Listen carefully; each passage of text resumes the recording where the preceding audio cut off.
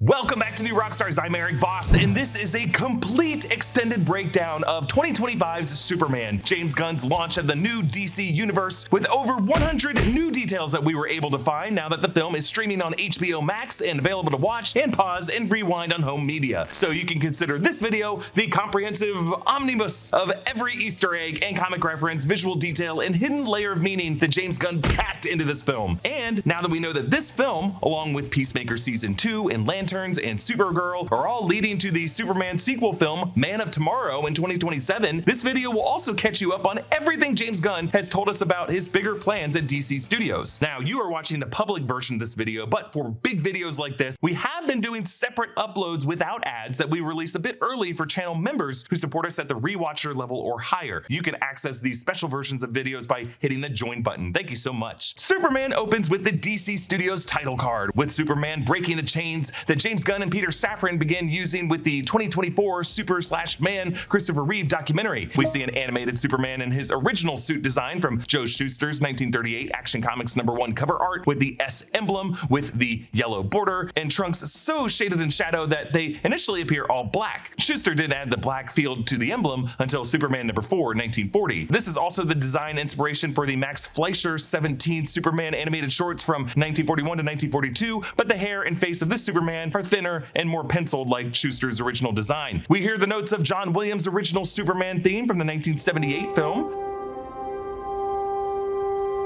That film's director, Richard Donner, said that during the post-production process, he imagined the score as if the music was enunciating the word of Superman. In fact, much of Williams' instrumental score was meant to have lyrics to it, like the love theme. Can you read my mind? So by resampling Williams' music here, this movie's composer, John Murphy, who arranged Williams' original score and shares the overall composing credit for this film with David Fleming, recalls the feel of the 1978 film and even wants to put the word Superman in our heads. We open in Antarctica. James Gunn and his crew shot in the Adventdalen Valley in Svalbard, Norway. The Fortress of Solitude was placed in Antarctica in the DCU, as the South Pole was established as its location in the post-crisis 1989 Action Comics Annual #2. On the Rising Sun, we hear this movie's electric guitar version of the Williams theme.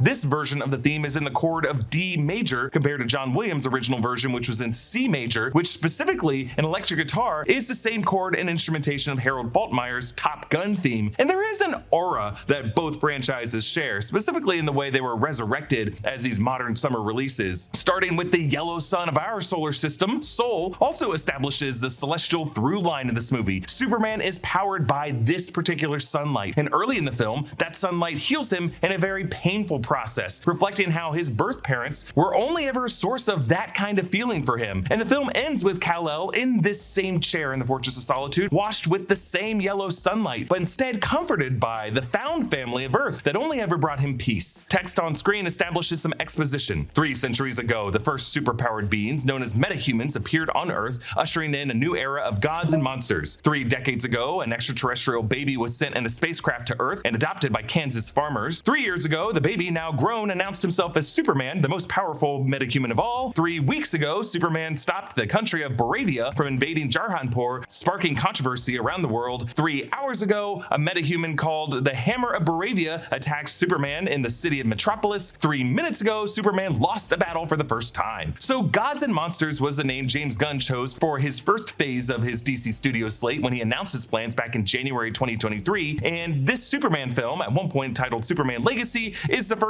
film as part of that new DC universe. But since January 2023, it seems like James Gunn has moved away from calling his plan Gods and Monsters and instead is using the term the Superman Saga, which he says is part of his 10-year plan. But from Creature Commandos to Superman, you can see the original shared theme of the dualistic comparison between how humanity treats monsters versus how we treat gods. Either way, the term that James Gunn is using for all of these things is metahumans, which is a catch-all term that refers to both extraterrestrial and sorcerer powers, and people who have some kind of sci-fi enhanced monstrous ability, but also people who were not technically humans as they come from space, and humans who were enhanced by cybernetic parts. These expository sentences also establish that metahumans have been known on this planet for 300 years, but that doesn't mean metahumans didn't exist in the DC universe before that. Indeed, the murals on the Hall of Justice reference metahumans who existed before 1725, and the Green Lantern Corps is known to be 3 billion years old. So maybe that's the reason James Gunn used the number 3 like this, is that he ultimately plans to scale the number upwards and backwards. Like 3 millennia ago, some cosmic event in Krypton's galaxy with Rao occurred, and then 3 billion years ago, the Green Lantern Corps was founded. Others think the number 3 could just be a reference to the DC Trinity of Superman, Batman, and Wonder Woman. But I think it also just works in this case as a scale to help us understand the lay of the land and Superman's political conflict with Boravia. Also, you'll notice that this opening leaves out 3 months ago, which we learn later in the film is exactly how long Superman and Lois Lane have been dating. James Gunn transitions from the wide shot of the valley, where he composites in Superman crash landing from a distance, and at the last frame before impact, cuts to a close-up where the snow explodes. That way, he could smoothly transition from the wide shot that he had held on longer as the last bit of text would fade away to this close-up where the explosive charges could be rigged. Superman lays in a fetal position, making this moment kind of a recreation of how baby Kal-El might have arrived to Earth 3 decades ago. It's similar to Yamcha's death pose meme from Dragon Ball Z. Also in James Gunn's cameo in Rick and Morty season 8, that episode does end with him getting shot on the roof of a building in the Warner Brothers lot and bleeding out in the same pose. It's pretty bold to begin this movie in medias res like this, with Superman having lost a fight and now suffering some brutal injuries. But James Gunn felt that we had already seen enough Superman movies that began with the origin story of his birth and his departure from Krypton. By comparison, this opening shot humbles the hero to show his mortality and his humanity. And I just love the little details. The tear beaded up in his eye, and that like ounce of blood he has to spew out before he can whistle. Fluid that the actor David Cornsweet had to have ready to go at the start of James Gunn's shot, where the camera was mounted 20 feet above his body and then craned down into the close-up. Just spitting out blood like this tells us that Superman's lungs were punctured. Ugh. David Cornsweet is a Philadelphia-raised actor known from roles in Twisters and Pearl and The Politician, and like Christopher Reeve, he graduated from Juilliard. In all the interviews for this film, David Cornsweet spoke a lot about the importance of Superman's suit design and how it needed to be intentionally bright colors with red trunks to match the boots to make this all-powerful extraterrestrial metahuman look less intimidating to the kids and everyday people that he flies around to save. James Gunn said, quote, "David said something to me that really affected me because we're all trying on these different versions and we screen tested with trunks and no trunks, and one of the things David said is that Superman wants kids to not be afraid of him. He's an alien, he's got these incredible powers, he shoots beams out of his eyes, he can blow a truck over, he's this incredibly powerful, could be considered a scary individual, but he wants people to like him." So the red trunks are back. After long being associated with Superman's look, the red trunks did not appear in the 2011 New 52 redesign of the character by artist Jim Lee, who is now the head of DC Comics, a publishing counterpart to James Gunn's position as co-head of the film studio. In a crazy coincidence, both Jim Lee and James Gunn lived in Manchester, Missouri, and as teenagers, they saw Richard Donner's Superman at the same theater, the De Pere, on the same opening weekend in December 1978. Weirder thing that maybe people don't know is that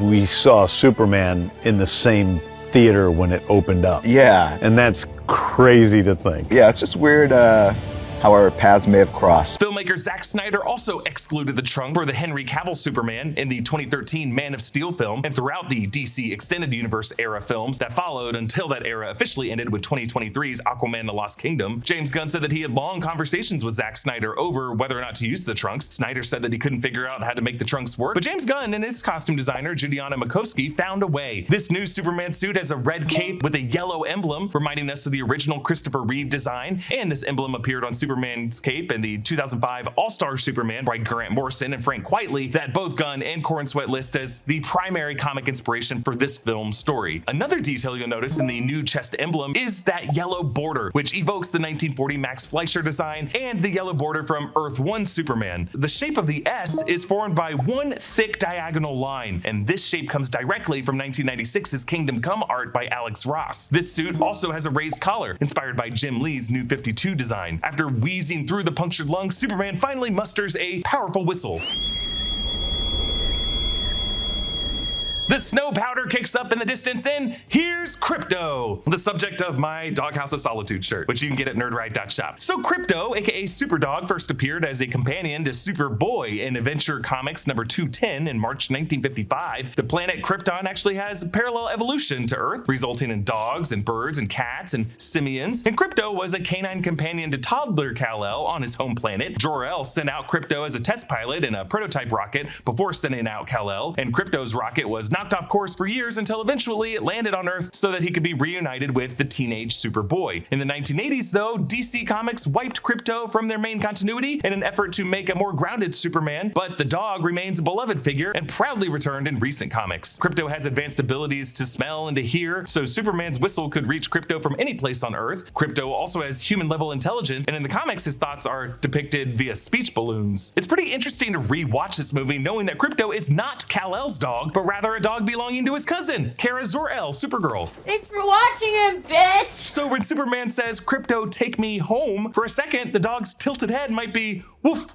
home where? Krypton? Argo City? That crappy igloo that you live in with the chew toys who yell at me?" James Gunn based Krypto's behavior in this movie on his rescue dog Ozu. Ozu destroyed James Gunn's home and his shoes, his furniture, and his computer, but James Gunn obviously still loves him. Gunn said, quote, "I remember thinking, gosh, how difficult would life be if Ozu had superpowers?" And thus Krypto came into the script and changed the shape of the story. Over the years, Krypto is usually depicted as a white dog of generic pedigree, but for the visual reference in this movie, they use this dog named Jolene. Gunn's VFX team, led by longtime VFX supervisor Stefan Soretti, and in Krypto's case, artists from Framestore, use a similar process to what they used for Rocket Raccoon and the various Frankenstein animals in Guardians of the Galaxy Volume 3. They had a real animal reference used for some takes, but for close-ups, they have this impressive VFX re-render. Krypto, you'll notice, wears a yellow collar with a Superman shield emblem medallion. This collar holds up Krypto's red cape, which stays perfectly draped over Krypto's back end more than any cape would actually on a dog. But you know, Kryptonian fabric does defy Earth's gravity in unusual ways, and it is a movie, and it just looks better this way. Krypto pounces the crap out of Superman, and they mixed in some comic booky thwacks on some of the hits.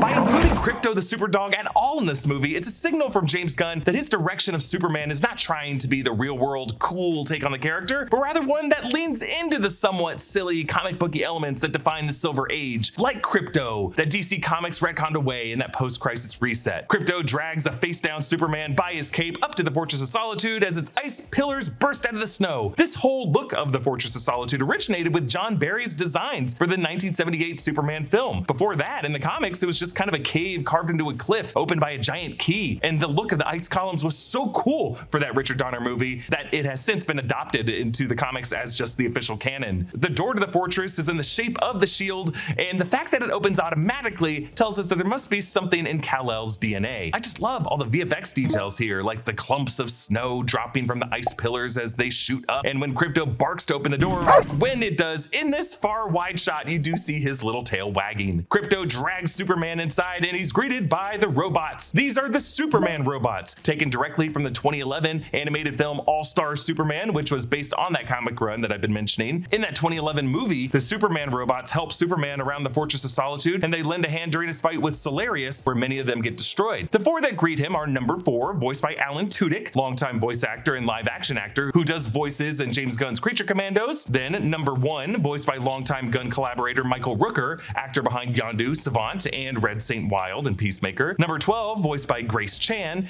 And number 5, voiced by Pom Klementieff, aka Mantis from Gunn's Guardians of the Galaxy movies. Above on the screen are Kal-El's birth parents from Krypton, Jor-El, played by Bradley Cooper, who voices Rocket Raccoon in the Guardians movies, and Lara Lorvan, played by Angela Sarafian, who played Clementine in Westworld. They speak in the Kryptonian language. Hey, Coronel.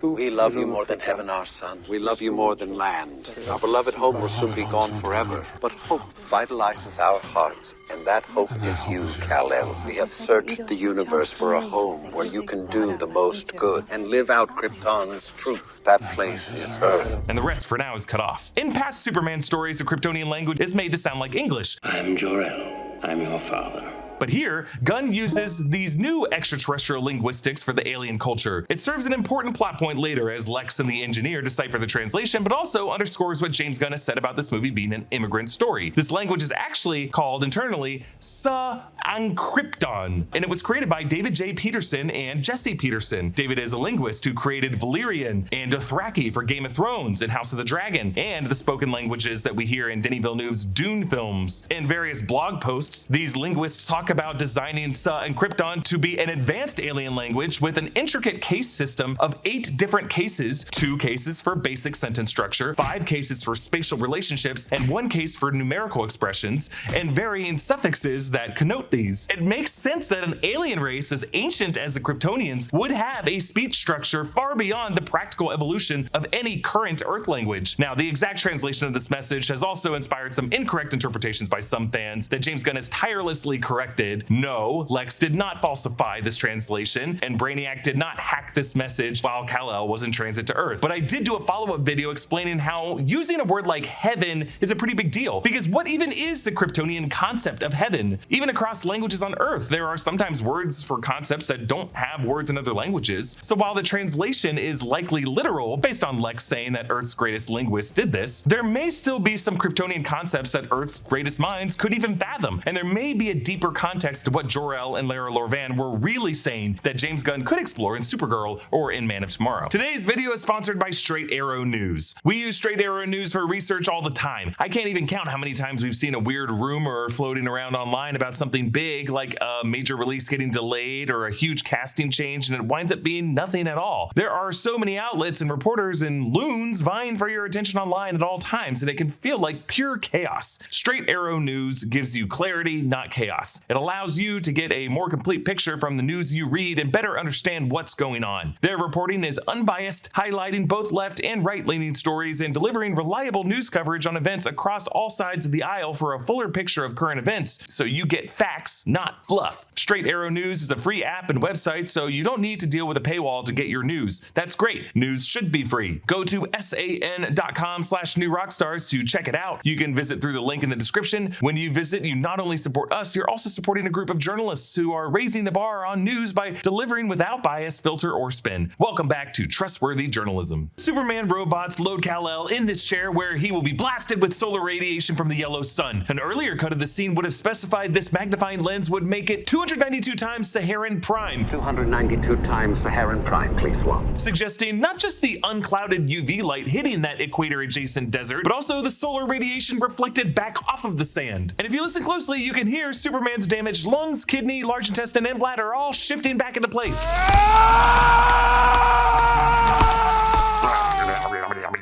Now, there was some grumbling over whether healing sunlight should make Superman scream in pain like this, but it's not the sunlight itself, it's the rapid healing to these very damaged organs damaged by a being that is his equally physically matched clone, all hitting him at once, 292 times Saharan prime. Meanwhile, we see that the engineer, Angela Spica, is hiking through the snow to locate the Fortress of Solitude. James Gunn said that the reason he wanted these opening minutes to be so overwhelmingly white, brighter than the original lighting of the Fortress of Solitude that he said made it look too much like the Batcave, was that so that he could now reveal the engineer as a black dot among the snow. So the only reason the Hammer of Boravia and Lex allowed Superman to retreat like this was so that they could find out where the fortress was, so that they could later mine it for his embarrassing secrets. The engineer in this movie is played by Gabby De Faria. The engineer is a character from DC Comics with a shape-shifting metallic body. In this movie, the character has been injected with nanites that allow her this ability. She works for Lex, and De Faria implied in interviews a work-life sexual energy between the two characters, but that really was just how she played it. With his health restored, we see Superman's Boy Scout nature and the substitutes he uses for profanity. Crypto!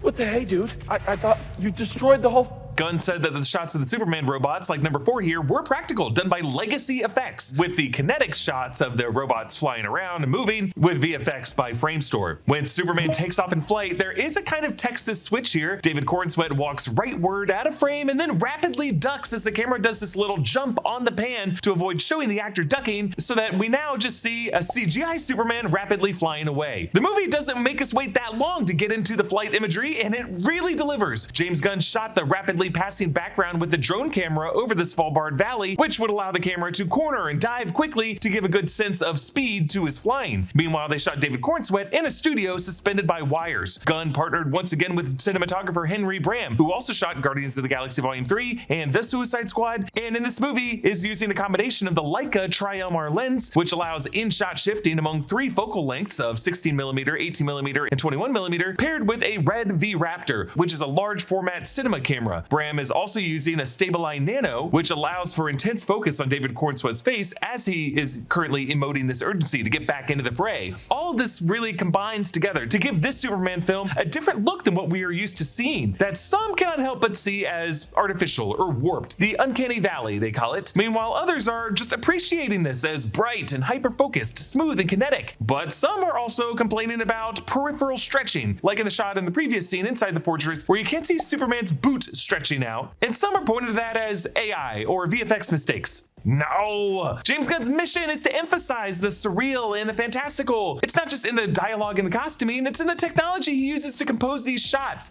It's meant to feel like a comic book come to life. James Gunn has also said that one of his gripes while shooting Adam Warlock's flight this way in Guardians Volume 3 is that it was hard to show the impact of the air on his face and his head. So with this movie, they did do a little VFX animation on David Cornsweet's hair to better sell that he was flying. Superman swoops his flight above the camera, and we pause for a moment on his chest so that his chest emblem fills the frame, and that transitions into the title of Superman. James Gunn actually does this shot of the chest filling the frame a total of 3 times in the movie. Once in Act 1, then in Act 2 while fighting the kaiju, and then in Act 3 while fighting the floating raptors. So each time it's a moment where Superman is rallying after initially being knocked down. The title of Superman floats in space with red streaks of light streaming past it, evoking the groundbreaking title sequence of the 1978 film. Back in Metropolis, we're greeted by the Hammer of Boravia. Your Superman has abandoned you.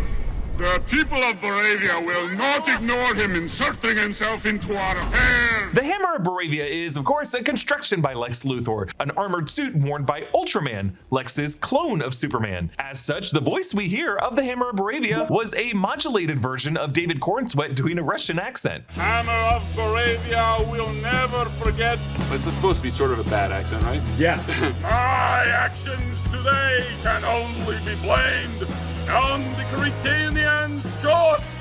James Gunn said that this armored suit was designed to look like a prototype for Lex Luthor's war suit, but with the Boravian flag and emblem on the chest plate. According to concept art drawn up for the following film, Man of Tomorrow, it looks like Lex will don that war suit eventually, and based on the screwdriver in Superman's hand in this image, it looks like Superman will help him build it. Gunn confirmed that the sequel will be a team-up between these two against a bigger threat. Boravia was first mentioned as a fictional European monarchy in the DC world consumed in the Civil War back in Superman #2 in 1939. In this film, it's in an armed conflict with Jaranpur, which comes from Justice League America #62 in 2002, and its connections to Atlantis and to Aquaman. The Hammer attacks this office building, and if you look closely in the conference room, it's currently in a pitch meeting for an advertisement for Choco's Cookies, the in-universe Oreo equivalent. That's the favorite cookie of Martian Manhunter. You can see their logo on the screen on the far left, and the wall is covered in giant sandwich cookies dancing in a wave of milk, and the creative executive has a pointer pitching storyboard art for some commercial where apparently a Choco cookie rises like a sun. You can see slogans like taste of happiness, and they all have bottles of milk that they are using for taste tests. Seems like part of the plan maybe would be to get the alien Martian Manhunter to be a spokesman for this campaign. For the city of Metropolis, James Gunn shot in Cleveland, Ohio, an important town in the history of Superman as the hometown of Jerry Siegel, and it partly inspired parts of Metropolis, though the city was also believed to be based on Joe Shuster's hometown of Toronto. Several of the iconic parts of the Cleveland skyline are visible, but the skyline has been augmented with many rows of taller skyscrapers. In the LuthorCorp Tower Command Center, we start on Eve Teskmacher, Sarah Sampaio, as she poses for a selfie with the Hammer's attack in the background. Eve Teskmacher was Lex's assistant, who premiered in the 1978 film, played by Valerie Perrine. Starting with her selfie here foreshadows the key plot point revealed later, that Eve always gets perfectly timed selfies that Jimmy Olsen and the Daily Planet staff will use to exonerate Superman. You can also see in this shot with Eve a bunch of drones floating around the Hammer of Boravia, which is how Lex and this team track Ultraman and know what commands to give him. So just this one shot right here shows us the two ways Superman and his allies will ultimately undo what Lex is doing. Throughout this Bridge Command Center, Lex's assistants are all known names from DC Comics, starting with Stephen Blakeheart playing Sidney Saperson. Blakeheart is a longtime collaborator of James Gunn back from the days at Troma Studios and someone who has appeared in all of James Gunn's films. Saperson showed up as one of Lex's scientists back in Superman Volume 2, Number 2 in 1987, looking much like Sidney does in this movie, and the character was killed off 7 years later. According to James Gunn in the director's commentary, Saperson was Lex's professor at MIT when he was getting his PhD at the age of 8. But Saperson was also a rabid hater of metahumans and is the one who first started to figure out interdimensional travel through these portals, which is eventually what led to Luthor's pocket universe. That's why Sidney comes back in Peacemaker Season 2 to help Argus with this technology, and you'll notice his first line in this scene and in this movie is in order for the portals to be accelerated, primed, and ready. Accelerate the portals,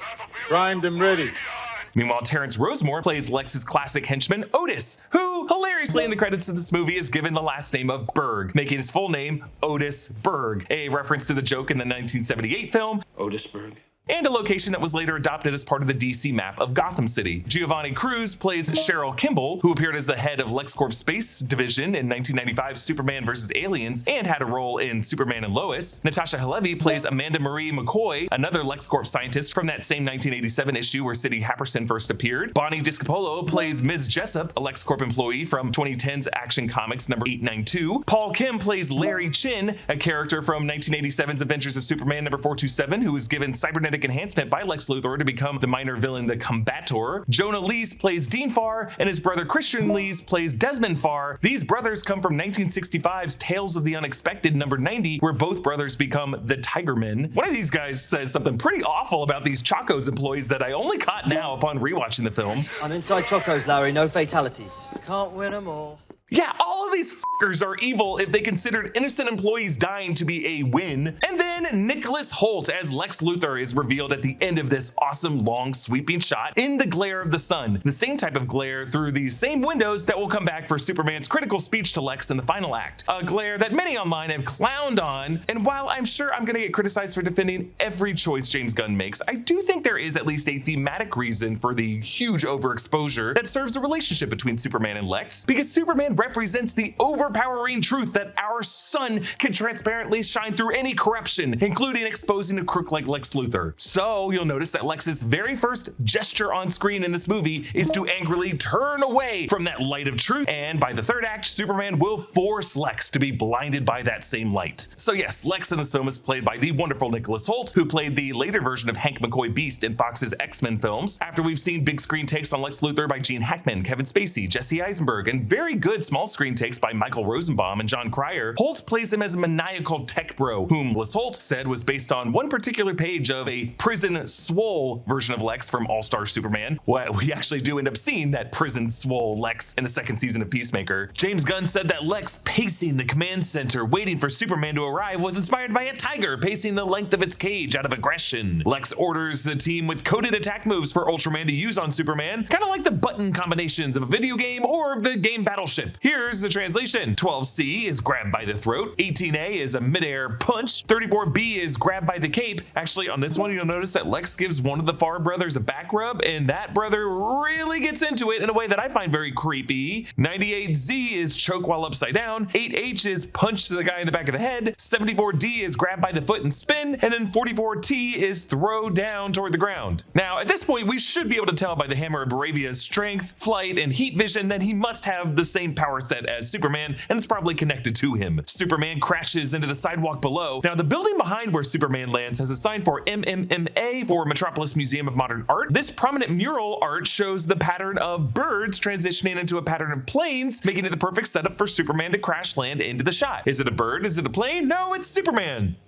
Actually, later during the kaiju battle, we get a clearer look at this signage and we realize it's for an exhibit by artists named Freeman and Johnstone, a reference to BP Freeman and Jack Johnstone, the writers of the Superman radio serials of the 1940s. They are the ones who coined the phrasing of "it's a bird, it's a plane," which was then used in Max Fleischer's shorts. It's one of the coolest Easter eggs of this movie. You can also see a street sign for Moore Avenue, a reference to DC Comics writer Alan Moore, who wrote Whatever Happened to the Man of Tomorrow, and For the Man Who Has Everything, and of course, course, Watchmen and The Killing Joke. Every street sign we see in this movie is named after a different DC Comics writer or artist. Street vendors Reggie and Mali climb down to help Superman to get back up from the crater. Lex's drone cameras record how Mali gave Superman free falafel once for helping him, one of the many details Lex's team will store and use to devastating effect later. Also the fact that these Luthor Corp drones have facial recognition software that can connect to people's driver's licenses that they just have archived for everybody. Pretty concerning for a private company to have. And if you look closely at Mali's driver's license, it was issued in October 2024, meaning the events of this film are taking place in 2025. Meanwhile, the engineer sees the fortress descending into the ice and she wants to drill into it. However, your pride won't be making our choices today, Angela. Well, thank you. We'll need more than you when we enter. Another clue that they need the DNA of Ultraman to access these doors. The guy standing next to Reggie in this shot is a cameo by Erik, lead singer of Foxy Shazam, who sings "Oh Lord" in the new intro song for Peacemaker Season 2. Even back in early July, James Gunn did this to tease who would be introing us to Peacemaker Season 2 later in the year. Meanwhile, the guy who says this line, "Maybe you shouldn't have done that thing in jar hemp or Superman." This is actually the second assistant director, Ryan Pezdirk, aka Pez, who has worked with James Gunn on all of his movies since Guardians of the Galaxy Volume 2. The Hammer of Boravia flies back to Fort Kramer, a Luthor Corp camp, and we hear this music.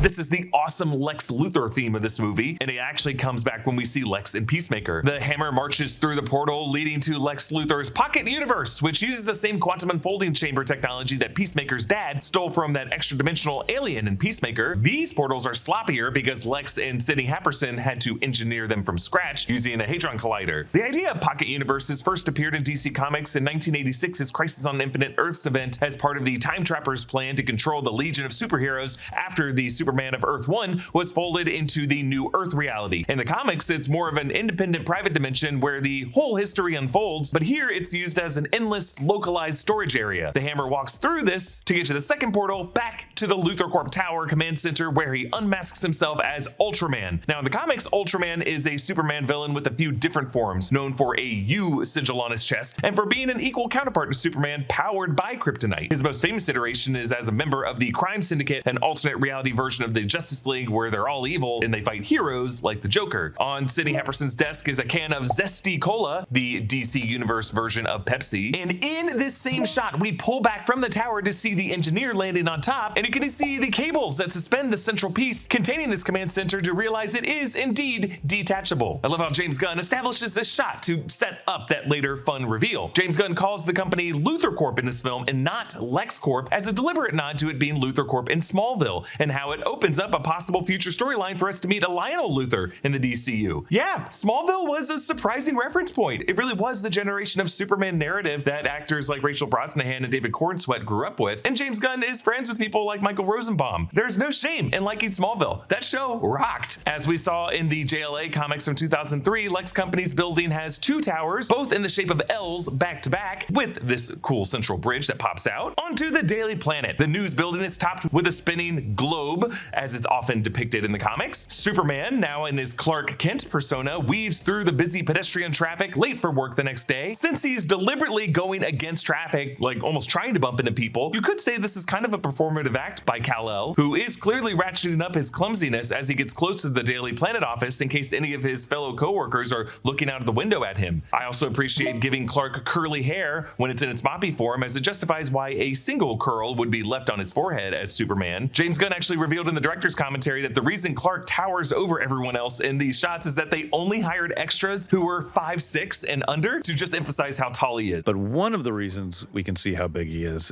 because I got all extras who were, I think, 5'6" or under. So we highlighted how large he was on the streets. I just love that. And we're able to see here how Cornsweet really commits to the clumsy movement of the character, bearing some resemblance to the physical comedy that Christopher Reeve brought to the role. Both actors did train at Juilliard. Now, while Kal-El does commit to the awkward movement, he is also using hypno glasses in this movie, which comes from Superman number 330 in 1978, when it's established that Superman uses a form of super hypnosis in combination with these special glasses so that his identity would not be revealed. And when people look at his face while he's wearing his glasses as Clark Kent, his appearance just looks different in their mind's eyes. It's kind of a silly concept, but it's often the go-to comics logic for why his co-workers don't recognize him under his glasses if you don't buy the performative aspect. Superman later hints at this to Lois. But the glasses.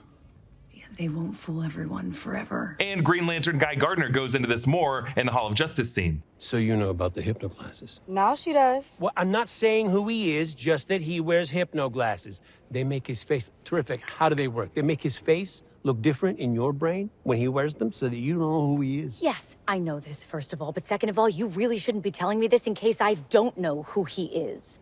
So you know he's Clark Kent. The entrance to the Daily Planet is actually the modern front of Cleveland's Leader Building, a 15-story high-rise building located at 526 Superior Avenue near East 6th Street. The doorman, Nico, reads the article Clark published about himself from the events of the day before with this headline: Hammer of Boravia creates havoc downtown, superpowered mystery man damages Metropolis. I was able to derive the text of the article that you can read here. I won't reread it all for you, but it is interesting to notice that Clark is not the best writer. Like, he uses passive tense in the lead of the article. Metropolis was targeted by a superpowered mystery man on Sunday. Like, having a journalism background, sometimes it is justified to use passive tense if it does more accurately tell the story. But this is an action line that brings you into the story. You'd want to use active voice for it. A superpowered mystery man attacked Metropolis on Sunday. We also see some editorializing in the article. This vengeful expedition. I mean, that's some assuming on behalf of the writer on what the motives of the Hammer of Boravia were, especially considering Kal-El does not know who the Hammer of Boravia is. Now, by the way, a lot of you are asking, how couldn't he use his X-ray vision to see through that suit? I just have to imagine that Lex Luthor built that suit somewhat out of lead. Like, he knows enough about Superman to know what he would not be able to see through. But we do see on the newspaper that the date is May 19th. The date on the newspaper at the end of the movie is May 26th, which tells us how we know this movie takes place over the course of 1 week in May 2025 in the DCU timeline. Outside of this office building and inside of the office, we are able to see flags of the city of Metropolis and for the Daily Planet. We see that the city was founded in 1646. We also know from other background flags that Metropolis is in the state of Delaware in the DCU, which would place it across the bay from Gotham City in South New Jersey. James Gunn confirmed that in his DCU, while there are cities like Metropolis, Gotham, Bloodhaven, Star City, and Evergreen, Central City, there are not cities like New York City or Los Angeles. However, there must be a Washington, D.C. The coffee that Clark carries is from Jitters Coffee. Jitters, or CC Jitters, is a coffee shop in the DC universe known as a stop favored by the Flash in Central City, but we also see Jitters show up in Peacemaker. As Clark passes Perry White, he ducks his head to avoid eye contact. It seems like Perry's instincts allow him to sense through the hypno glasses, because at the end of the movie, he also gives Superman a curious look when he goes off with Lois. Editor-in-Chief Perry White is played by Wendell Pierce in this film from The Wire, and a role as a congressman in Marvel Studios' Thunderbolts. In the news bullpen, there's a broadcast from the news network The Sphere, with comedian Michael Ian Black playing pundit host Clevis Thornweight, complaining about Superman getting involved in international policy. When Gunn started shooting the film in early 2024, Michael Ian Black tweeted James Gunn asking if he could be in the movie, and I guess Gunn said, sure. Clark sees sports columnist Steve Lombard, played by SNL's Beck Bennett. Hey, what do you got against adverbs, Kent?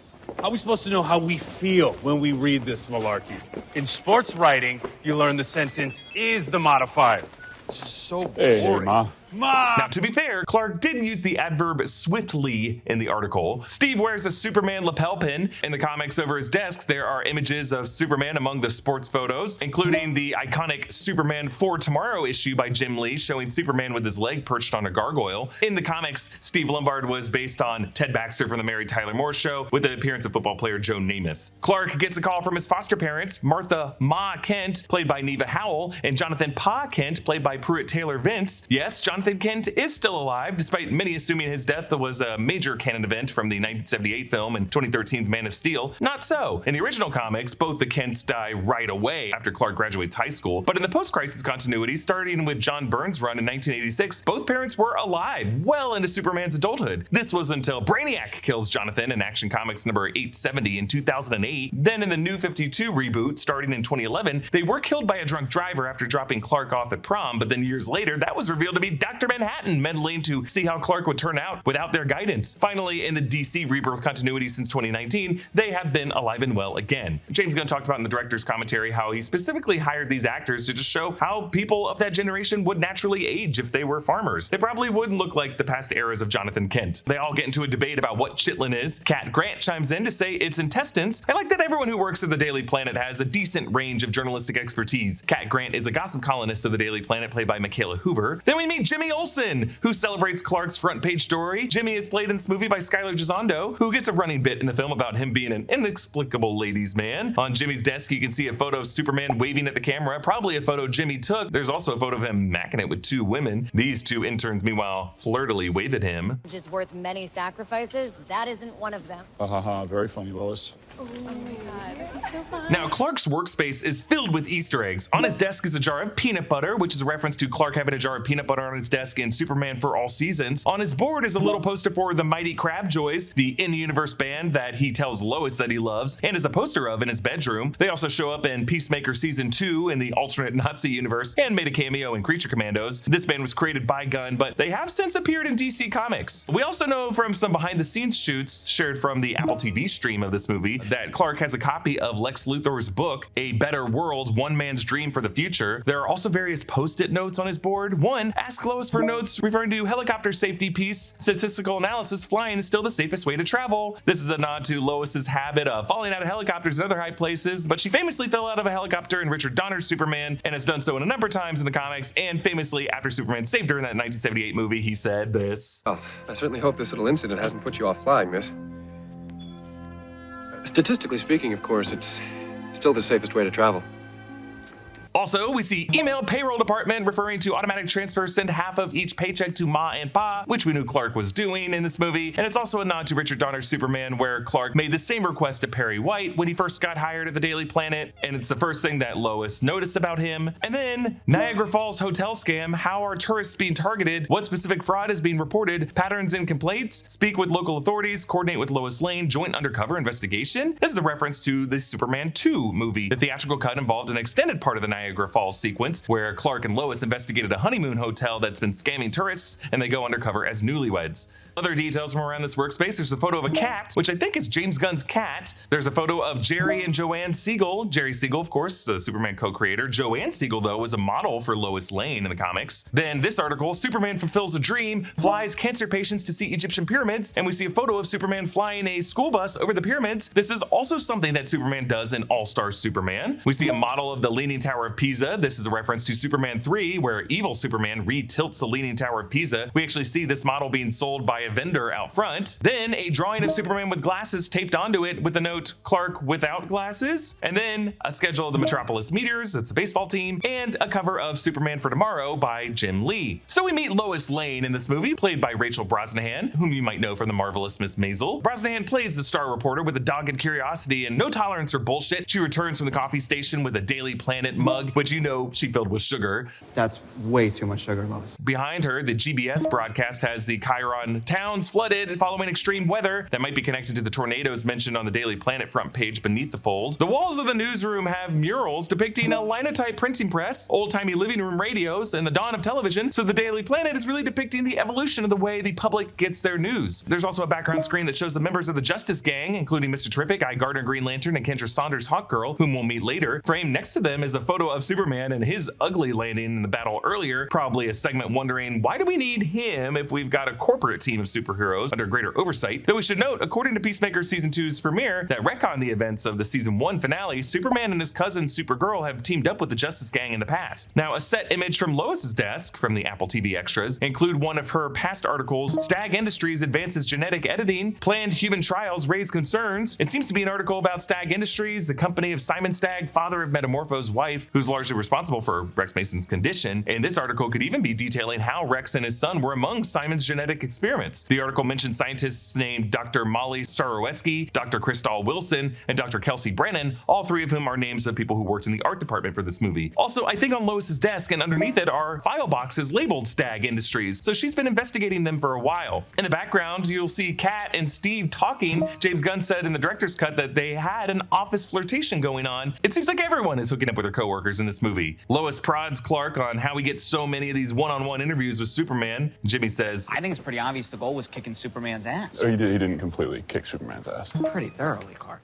Yes, how deep Cornsweet goes on that line, using his big boy Superman voice there. Then they notice the TV where we see an address by Boravian President Vasil Gurkos, played by Zlatko Buric, who played a Russian oligarch in the disaster movie 2012. Gurkos is an obscure tyrant from Wonder Woman comics who rules the moon of Phobos. Now, when this movie came out, there were a lot of interpretations that the Boravia-Jarhanpur conflict in this movie might have been coded to be a commentary on what Israeli forces have been doing in Gaza in recent years. James Gunn said that he completed his script for this movie in May 2023, which was several months before the events of October 7th, 2023. And when he's been asked about this on Threads, James Gunn has said that while it's understandable for audiences to see the Boravia subplot that way, that was not his intention. Though we should note that the Israel-Palestine conflict has been going on for several decades. But we should also note that it was the more recent actions after October 2023 that viewers James Gunn was responding to were comparing his movie to. That said, it's also kind of hard to know what might have been intentional versus just unintentional by James Gunn, because James Gunn saying that he finished his script in May 2023, just kind of a convenient date to report, because all WGA writers were supposed to have stopped writing in May 2023 when the union went on strike. That was until November 2023 when the strike ended. But the reality is, a lot of writer, director, producers still were quietly continuing to work on their scripts during that period, and especially as a studio head, James Gunn only had himself to submit his script to. Like, he got 3 things written in the calendar year of 2023: Peacemaker Season 2, Creature Commandos, and Superman. And you mean to tell me that for half of that year, he didn't have his hands on his keyboard at all? He writes 5 pages every day, and I guarantee you he was spending some of those strike days writing. Either way, it's always been my belief that once art is entered into the public discourse, things like authorial intent don't matter as much. And however audiences choose to interpret this movie, it's not anyone's place to say those audiences are wrong for seeing that in the movie. I just think we should be a bit careful putting words in people's mouths, especially when it could drag them into an issue that they didn't publicly sign up to be on the front line of. Okay, on to the Pentagon. Lex is presenting to a gathering of the Secretary of Defense, General Mori, played by James Hiroyuki Leao, Rick Flag Sr., Frank Grillo, who played Crossbones in the MCU and voiced a version of General Rick Flag Sr., the head of Argus, who looks a bit different in Creature Commandos, and comes back to play the character in Peacemaker Season 2. There's also Flo Crawley, who's now the director of the FBI. Tanashi Kajisi Bolden returns to play the character after appearing in 2021's The Suicide Squad. Luis R. Hernandez plays Albert Tyler, who is Attorney General. He was the Attorney General in DC Comics. James Gunn also shot a scene from Peacemaker Season 2, the finale episode, in this same room. Lex pitches Planet Watch and its lead hero, Ultraman. We see footage of Ultraman lifting and throwing a Dupree Chemicals truck. Dupree Chemical is a notable corporation in the adventures of Booster Gold, which together with other companies formed the superhero team known as the Conglomerate. It's from Justice League Quarterly #1 in 1990. Lex also pitches his army of armored warriors called Raptors, who wear the green and purple armor of Lex's Lexbots in the comics. Lex wants to lock up all metahumans, starting with the alien Superman. Yeah, they got this stuff.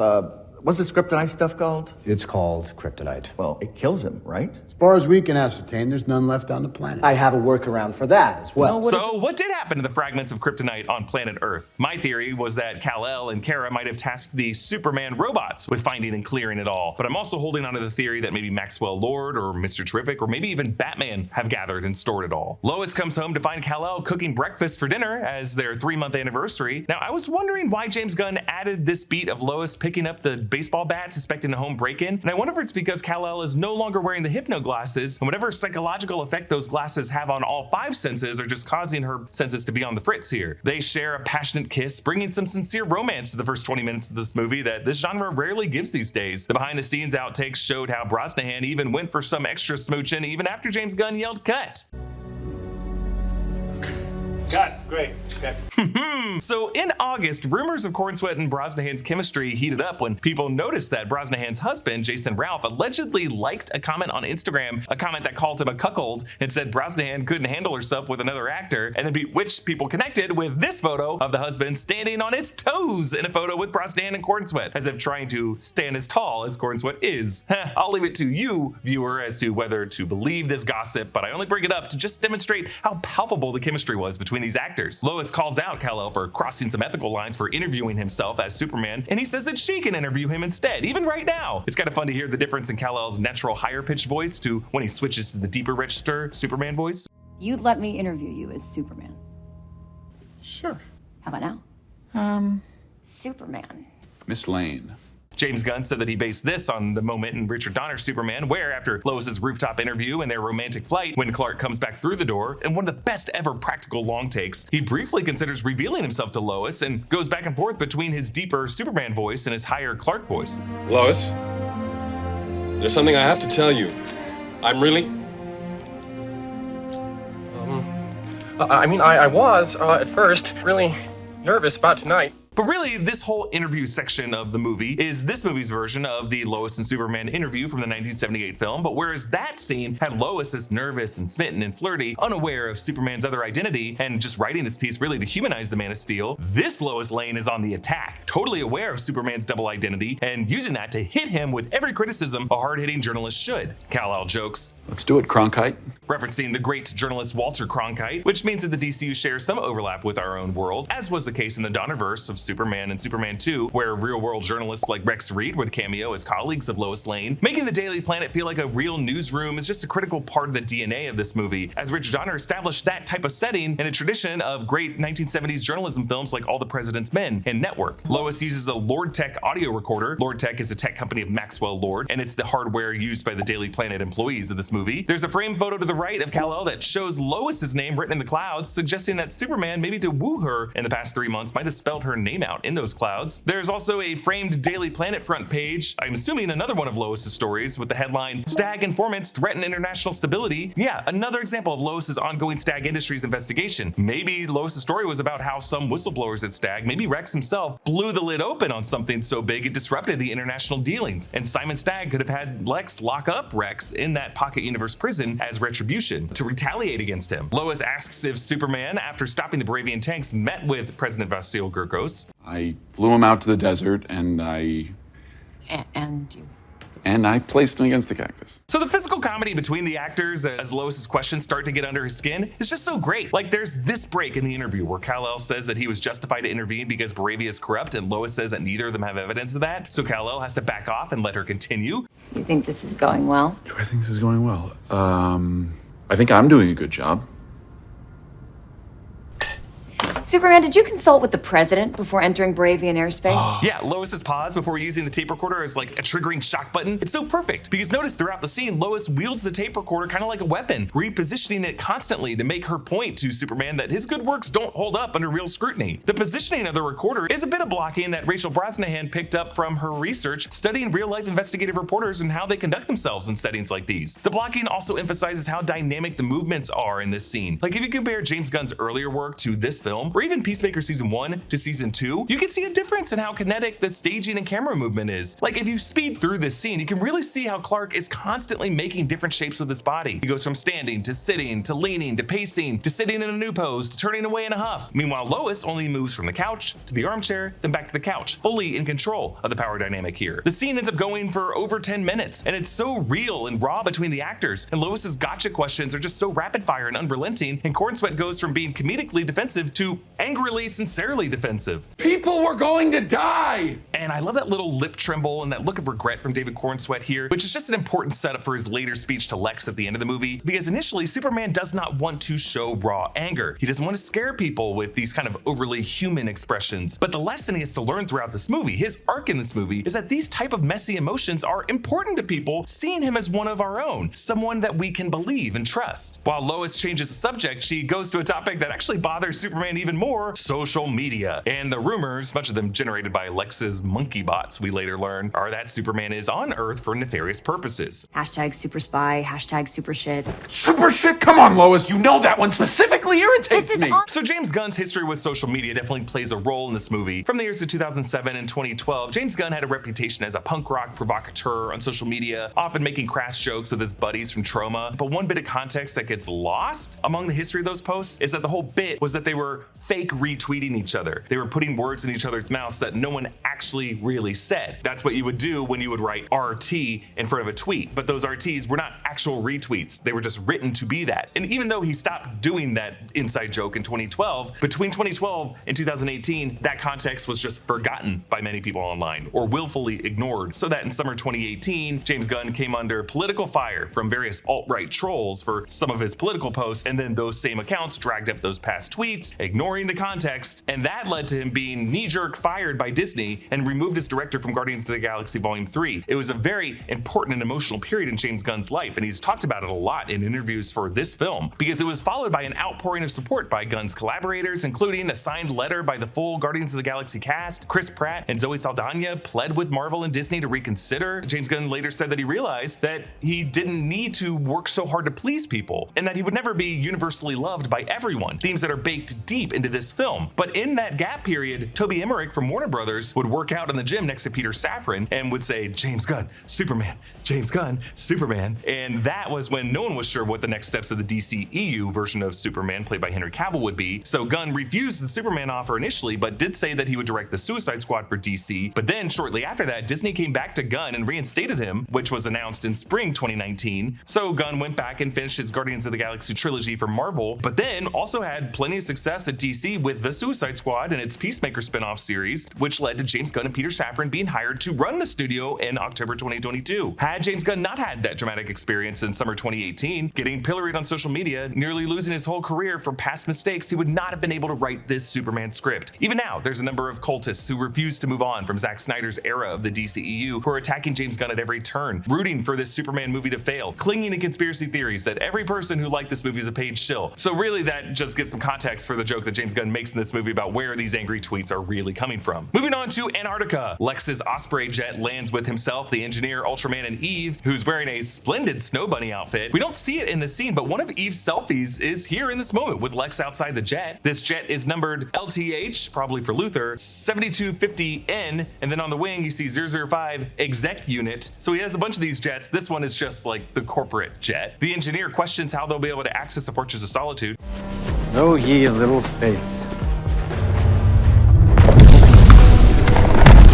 The way Lex holds his arms out with the ice pillars exploding out of the snow behind him reminds me of Tony Stark and Iron Man saying, "Is it too much to ask for both?" as the Jericho missiles blow up a mountain range. With Superman's clone Ultraman at their side, the Fortress scans his DNA and opens up for them. The Superman robots aren't ready for them, and Ultraman dives in.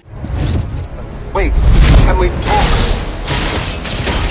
Robot number 4 asked, "Hey, can we talk?" Just trying to stay polite even to his last moment. What Ultraman does to him here will be how Superman finds number 4 later. The Engineer attacks, turning her hands into fan saws as she saws through one robot against an ice pillar. I appreciate the detail of the ice pillar behind the robot cracking. Like, she wasn't kidding before with Lex. She really could have drilled into this fortress. The Engineer then does a completely unnecessary handstand flip that still looks pretty cool and flings her blades to take out the other robots. Crypto flies in and pounces, clawing her face, tearing up some of her flesh, but the Engineer covers the poor dog's face with nanites, so he helplessly has to paw them off, foreshadowing how the Engineer will attack another Kryptonian later. James Gunn said that there was a shot from this scene that was removed because test audiences hated it. What you can't see in the final cut is that Lex walks over with Ultraman, and Ultraman punches Krypto and knocks out the dog briefly, but test audiences briefly thought that the dog was dead, so they took it out. But just the nanites muzzling Krypto is sad enough, and Gunn smartly stays on Eve's reaction shot to also set up how she's going to betray Lex later on. Lex goes to the controls. I can't stand the metahumans, but he's so much worse.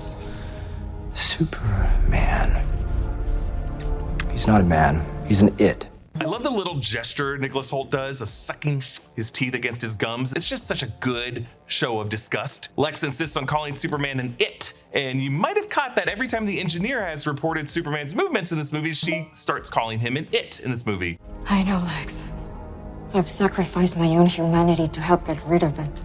But this line also tells us that Angela voluntarily went through with whatever the procedure was to make herself a living weapon made of nanites just to kill Superman. It's similar to Sacha Bordeaux in Peacemaker becoming a cyborg. What Lex does here pulls from Mark Waid's 2003 Superman Birthright storyline. That storyline recontextualizes Superman's origin story and features Lex Luthor learning some shocking facts about Kryptonian history to the press in hopes that they'll turn against Superman, and then sells the public on a Kryptonian invasion on Earth by using a huge kaiju to attack Metropolis. Lex's kaiju in this movie isn't him claiming it's from Krypton, but it is a tactic to keep Superman distracted and away from the Fortress of Solitude, while the Engineer hacks the computer files to fix and translate the encrypted video recording of Jor-El and Lara. Also, I love the look of the Engineer's nanites as they assemble into these cables and absorb the glowing information from the Kryptonian computer. Visually, they just blend so well with the texture of her hair braids. At nighttime, Otis and Sydney park Vincenzo's handyman van at the marina and release a little baby fire-breathing kaiju that's designed to rapidly grow. The little thing looks like it's based on an axolotl, but they only ever call call it a kaiju in this movie. Actually, in the alternate Nazi world in Peacemaker Season 2, this big kaiju ends up getting defeated not by Superman and the Justice Gang, but by the top trio, probably because at least 2 members of that Justice Gang are not allowed to exist in that society. We cut from Sydney saying it's a small distraction to the next morning when the little kaiju has grown giant-sized. In this plaza, beneath the Freeman and Johnstone's Easter egg I pointed out before, we see a Big Belly Burger. That's the DC Universe burger chain with a logo that looks like the Bob's Big Boy mascot, but with a design that kind of looks like John Economos actor Steve Agee. There's also a billboard for Choco's Cookies. As the kaiju roars, we also see billboards for Zesty Cola and Jitters Coffee. And as people flee, there's a street sign for East Jurgens Street. Dan Jurgens was the writer and artist known for the Death of Superman storyline, who created characters like Doomsday and Booster Gold. Superman holds up the giant foot and uses his super breath to blow this barking dog out of the way. This dog's collar reads Trudy. This dog's name actually was Trudy, a rescue dog and trained just for this scene, and then was adopted by the mother of Beth Mickle, the production designer. I love it. Now behind this dog, there's a popsicle stand labeled Apricot City. Metropolis in the comics is referred to as the Big Apricot as a reference to New York's nickname of the Big Apple. Superman gets crushed and burrows underground and then soars out to slam the kaiju in the face. His chest emblem once again fills the screen. Meanwhile, a large broadcast screen shows another Sphere program. The host on screen is played by Lawrence Gilligan, who also played a reporter in the animated Creature Commandos. I assume it's the same character. There's also a sign for Big Belly Burger, and beside the sign for Big Belly Burger is another sign for 8, which I have assumed is a musical a la 6, which is about the wives of Henry VIII, but this musical could be about Henry VIII himself. 8, kind of like a Hamilton-style historical musical. In a nearby shop, a man eating yogurt is played by Zingu del Rosario, who has worked as a stuntman on DC titles like Black Adam and Shazam! Fury of the Gods. On TV is a GBS broadcast with a funny chyron of Thing Attacks Metropolis, still growing? And another funny Easter egg, you can see a business card tucked into all of these TVs because this shop is actually Quietly & Sons, a nod to Frank Quietly, an artist who made All-Star Superman with Grant Morrison. The kaiju breathes fire into an office building. We see later when Superman flies upward, this is the Lord Tech building, the building of Maxwell Lord. And I think the detail I love about this most is it seems like Maxwell Lord didn't even think about deploying the Justice Gang until his own building was attacked. Superman asks their employees if they're okay, and when they nod, David Cornsweet gives this sweet smile. It's clear he just wants to make the people feel safe, which is why he switches to these corny jokes with the kaiju that all of them can hear. Hey, buddy, eyes up here. He flies so fast the camera cannot even keep up with him, and it follows him up into the sun, blinding the kaiju so the beast will not see him when he drops back down to smack him in the head. It's also smart that Superman keeps the kaiju's fire breath pointed upward, away from the buildings. James Gunn said that this was all practical photography when it came to David Cornsweet and the camera. The actor was on these crazy rigs with the camera so that they could zip around each other. The Justice Gang arrives. Nathan Fillion as Green Lantern, Guy Gardner. Fillion is a longtime Gunn collaborator going back to 2006's Slither. Isabella Merced as Hawkgirl, Kendra Saunders with her wings and mace, and Eddie Gathegi as Mr. Terrific Michael Holt with his floating chair and T-spheres. So Kendra Saunders was a 1999 reintroduction of Hawkgirl as a young Hispanic woman later clarified to be Cuban who took her own life. When Kendra's soul left her body, the soul of her great aunt, her grandfather's first cousin, Shira Hall, the Hawkgirl of DC's Golden Age, that soul entered Kendra's body, making Kendra what's called a walk-in. Originally, this era of Hawkgirl wore bandages on her arms as a reference to the self-harm, and that feature went away, but you do see this movie's Hawkgirl wearing bracers. According to Isabella Merced, quote, Kendra is reincarnated from an alien, so she has all those memories. The story is actually really dark. It's so fucked up that I wonder how they're going to handle that when it comes to addressing that. So it kind of seems like James Gunn might have merged the third Hawkgirl, Kendra Saunders, with the second Hawkgirl, Shira Hall from the Silver Age, later Hawkwoman, who was an alien Thanagarian. James Gunn has also established that there is not yet a Hawkman in the DCU, as in the character has not been reincarnated. Michael Holt, aka Mr. Terrific, was born a genius who got 14 PhDs but suffered tragic losses of a mentally challenged older brother and later his wife, an unborn child, after arguing with his wife about going to church because he didn't place faith in the supernatural. He's a self-made millionaire from a tech company called Cyberware, and in addition to his T-spheres, his T-shaped mask is composed of nanites, and of course he wears his jacket with fair play on the sleeves. I love how clearly that these nanites are not just like painted on his face, but really just to have this extra beveled layer on top of his skin. Really, the actor Eddie Gathegi is getting major redemption in this film after appearing alongside Nicholas Hoult in 2011's X-Men First Class as the character Darwin, a supposedly indestructible mutant who gets destroyed pretty quickly. Guy Gardner was originally introduced as an alternate Green Lantern to Hal Jordan in the year 1968, who in the New 52 continuity was retconned to be a former Baltimore police officer who was forced off of the force due to some incident. In the middle of this fight, we cut to an on-the-scene reporter who reports on the Justice Gang. This is real-life ABC News reporter Will Reeve, son of Superman actor Christopher Reeve. Superman bashes a kaiju on the head with a water tower that explodes, which is there's gotta be a reference to the iconic Warner Brothers water tower. The members of the Justice Gang all go to work. Mr. Terrific scans it with his T-spheres. His screen tells us that it is 18,387,576 pounds, over 8,000 tons, and 319 feet tall, or 97.45 meters. As Michael flies away from its snapping jaws, he flies past other billboards for Doe's Holes, that's Lex's favorite donut shop, and Soder Cola. Guy uses his ring to put a muzzle on the kaiju, and then when Kendra starts going for the eyes, he puts oven mitts on the kaiju. James Gunn staged this fight to demonstrate how these other metahumans handle things with more of a mess and far more collateral damage than Superman is willing to allow. So now the kaiju stomps on a truck full of canisters and it explodes near an unsuspecting girl. This incredible shot might remind you of a few things. Of course, there's a shot of the opening titles of Smallville, you know, somebody save me. There's also this panel from Action Comics number 1000 in 2018 by Peter Tomasi and Patrick Gleason, where Superman saves an unsuspecting kid by stopping a train feet away from him. And in the behind the scenes clips, there was a newspaper article on the background of the set of this movie that showed Superman stopping an MTA train. Also, the fact that this little girl has high knee socks does remind us of the little girl whose cat Superman saves in the 1978 film, a girl who was later brought inside and he could totally hear her mom hitting her.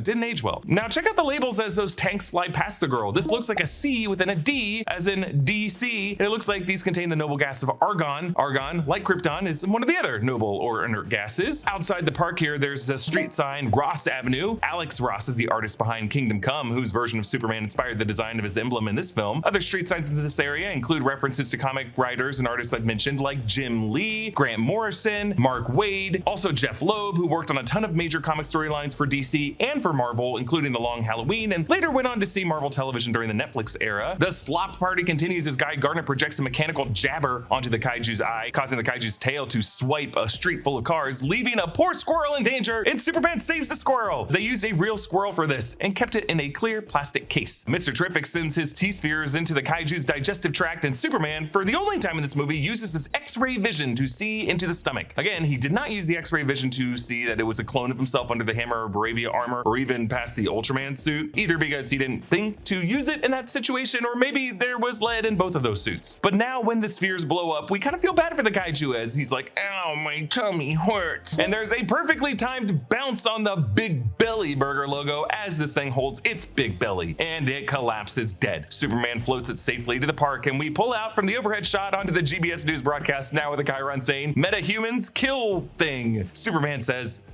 I was hoping we could capture it and take it to an intergalactic zoo, or at least euthanize it less painfully. Superman does actually have a zoo at the Fortress of Solitude for alien species like this in some of the comics. Up on the news screen, the Sphere broadcast shows Clevis with Lex, and its headline, "Superman sent on mission to destroy us." Lex confirms the world's top linguists and computer techs have validated this translation of Jor-El and Lara's recording, which now includes a second half. The people there are simple and profoundly confused, weak of mind and spirit and body.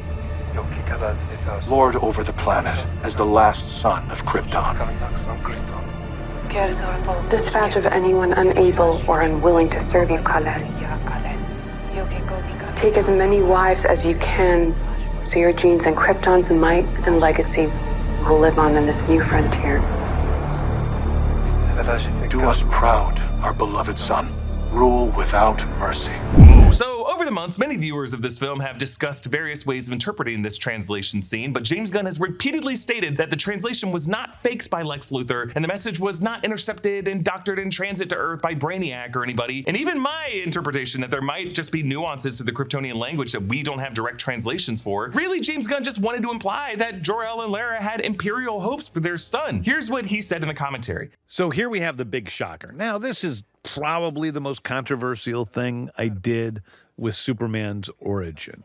I am a big Superman fan. I don't want to change important, integral things about Superman. His goodness of heart, the fact that he won't kill, the fact that, he's in love with Lois Lane, even the curl on the head, all these things. I want to keep Superman. So the question is, what can you add to the mythos that's a little bit different, that doesn't really essentially in any way change who the character is?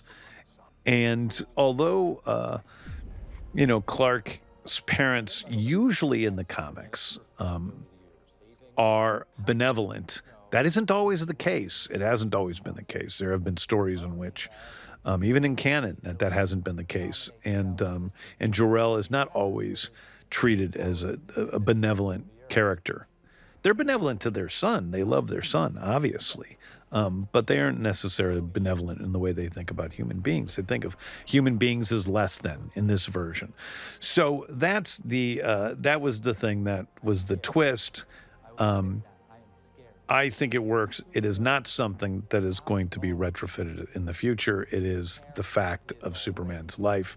He was sent by his parents to Earth to save him primarily, but also they hoped that he would continue the Kryptonian heritage and sort of take over Earth as its ruler. Jimmy Olsen watches his broadcast with the rest of the Daily Planet staff from their office, including another columnist from the comics who really has barely any lines in this movie, Ron Troop, played by Christopher McDonald. In the back, behind Steve Lombard, are cameos by Superman co-creator Jerry Siegel's grandsons, Michael Larson and James Larson. Lex continues to defame Superman to Clevis Thornwade of saying Superman is grooming the people of Earth into a false sense of security, and speculates that Superman has a secret harem. Superman trudges through an angry crowd. Someone throws a can at his head. Now, in the very first teaser for this movie in December 2024, Superman flinches when the can hits his head, but after people online complained about this, James Gunn and the team changed the shot so that he doesn't flinch anymore. Superman goes into the lobby of Stag Industries to get a quiet moment. There's actually a cameo here from the outside. Lloyd Kaufman is pounding the window. He's the one wearing the blue-rimmed glasses. Kaufman is a co-founder of Troma Studios, where James Gunn worked early on in his career. Kaufman also cameoed in Guardians of the Galaxy. Guy, Kendra, and Michael follow Superman into the building and ask if it's true. I like how Guy just asks, dude, you have a secret harem? As if to say, you didn't get me in on that? But then Guy says, if that's true, Superman is exactly the kind of alien that he was commissioned by the Green Lantern Corps to protect Earth against. We're gonna get to know more of the Green Lantern Corps when Guy Gardner returns in HBO's Lanterns in 2026. The Daily Planet scrambles to confirm this information, and if you listen closely, you can hear Perry snap this at Jimmy. Don't call me chief. Okay. That's a nod to the exchanges between Perry White and Jimmy Olsen in the 1978 film, where Perry keeps having to bark, don't call me chief, and then he accidentally says at one point, don't call me sugar. President Gurkos talks shit about Superman at a press conference, and then goes into his private office where we see he has his own portal that pairs with Lex's pocket universe. But first he has to go through this mural on the wall showing Gurkos astride a stallion holding a squirrel in his hands. There's also a squirrel on the bridle. To quote James Gunn, the squirrel is, for whatever reason, the symbol of Boravia. It's all over their stuff. Like, I'm pretty sure those are winged squirrels flanking the door here. Lex and Ultraman have brought Gurkos a donut from Doe's Holes, the new donut shop in Park Ridge, a borough of Metropolis in the comics. Lex says he wants to open a Doe's Holes in his half of Jarhanpur, referring to his future country of Luthoria. Superman finds robot number 4 glitching and stabbing himself in the head, and he dies.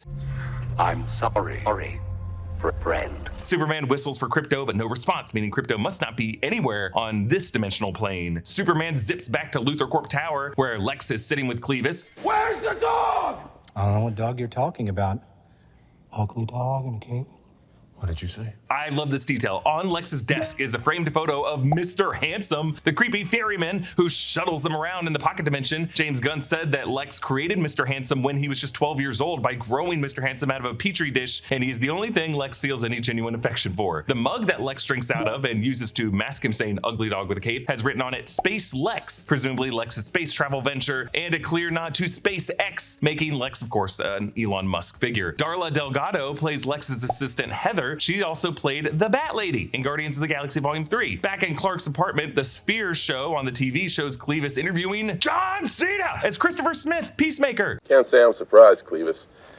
It's guys like this, they always got a whole bunch of dark, ugly secrets. He thinks he's better than everybody else. Makes his declarations against killing people unless it's absolutely necessary. If you listen closely, you can hear Chris go on about comparing his physique to Superman's physique. A lot of these guys, these heroes from the magazines, are obsessed with me. Because I'm more jacked than they are. Now, of course, this conversation on the Sphere news broadcast will come before the events of Peacemaker Season 2, where we get to see a softer side to Chris Smith. As Superman and Lois chat, a battle rages in the background in Metropolis as the Justice Gang battles what Superman calls a dimensional imp. So fifth dimensional imps come up a lot in Peacemaker Season 2, and it's possible that all these things are from the same dimension that Batmite comes from, or Mr. Mxyzptlk comes from. I'm never gonna say his name right. I'll get it one of these days. Lois says that she was a punk rock kid from Bakerline. Bakerline Peacemaker line is a middle-class neighborhood in Metropolis. It's a neighborhood where Lex will later allow the rift to spread to. Superman claims to be punk rock too, saying he likes the bands The Strangle-Fellows, the PODs, and the Mighty Crabjoys. The PODs is a deep cut to James Gunn's former life as a punk rocker in the late 80s, playing with bands called The Icons, Mom, and The Pods, or PODs, I guess, which tells me that Superman probably just read their name at some point. Lois says, You trust everyone and think everyone you've ever met is, like, beautiful. James Gunn says this is his favorite line because it's the one that gets quoted back to him the most. But for many others, including myself, this next line was the moment we fell in love with this version of Superman, when he tells Lois he's turning himself in so that they'll imprison him wherever they took Crypto. It's a dog. Yeah, and he's not even a very good one, but he's out there alone, and he's probably scared. As Lois hugs Superman, now the dimensional imp spews blood all over the Metropolis sky, creating this stunning romantic moment. I love this. Superman turns himself in. Ultraman, Rick Flag Sr., and the engineer bring him to Fort Kramer. When he goes through the portal, you can see some residue along the rings. In Peacemaker Season 2, Episode 7, Sidney Happerson refers to this type of decay as the side effect of his sloppier version of the tech with its wobble, and how it's this decay that causes these portals to collapse. The portal takes Superman into this prison cell in the pocket dimension, where he tells Lex, Your obsession with me is getting a little creepy. Don't worry. Tall, dark, and Martian isn't my type.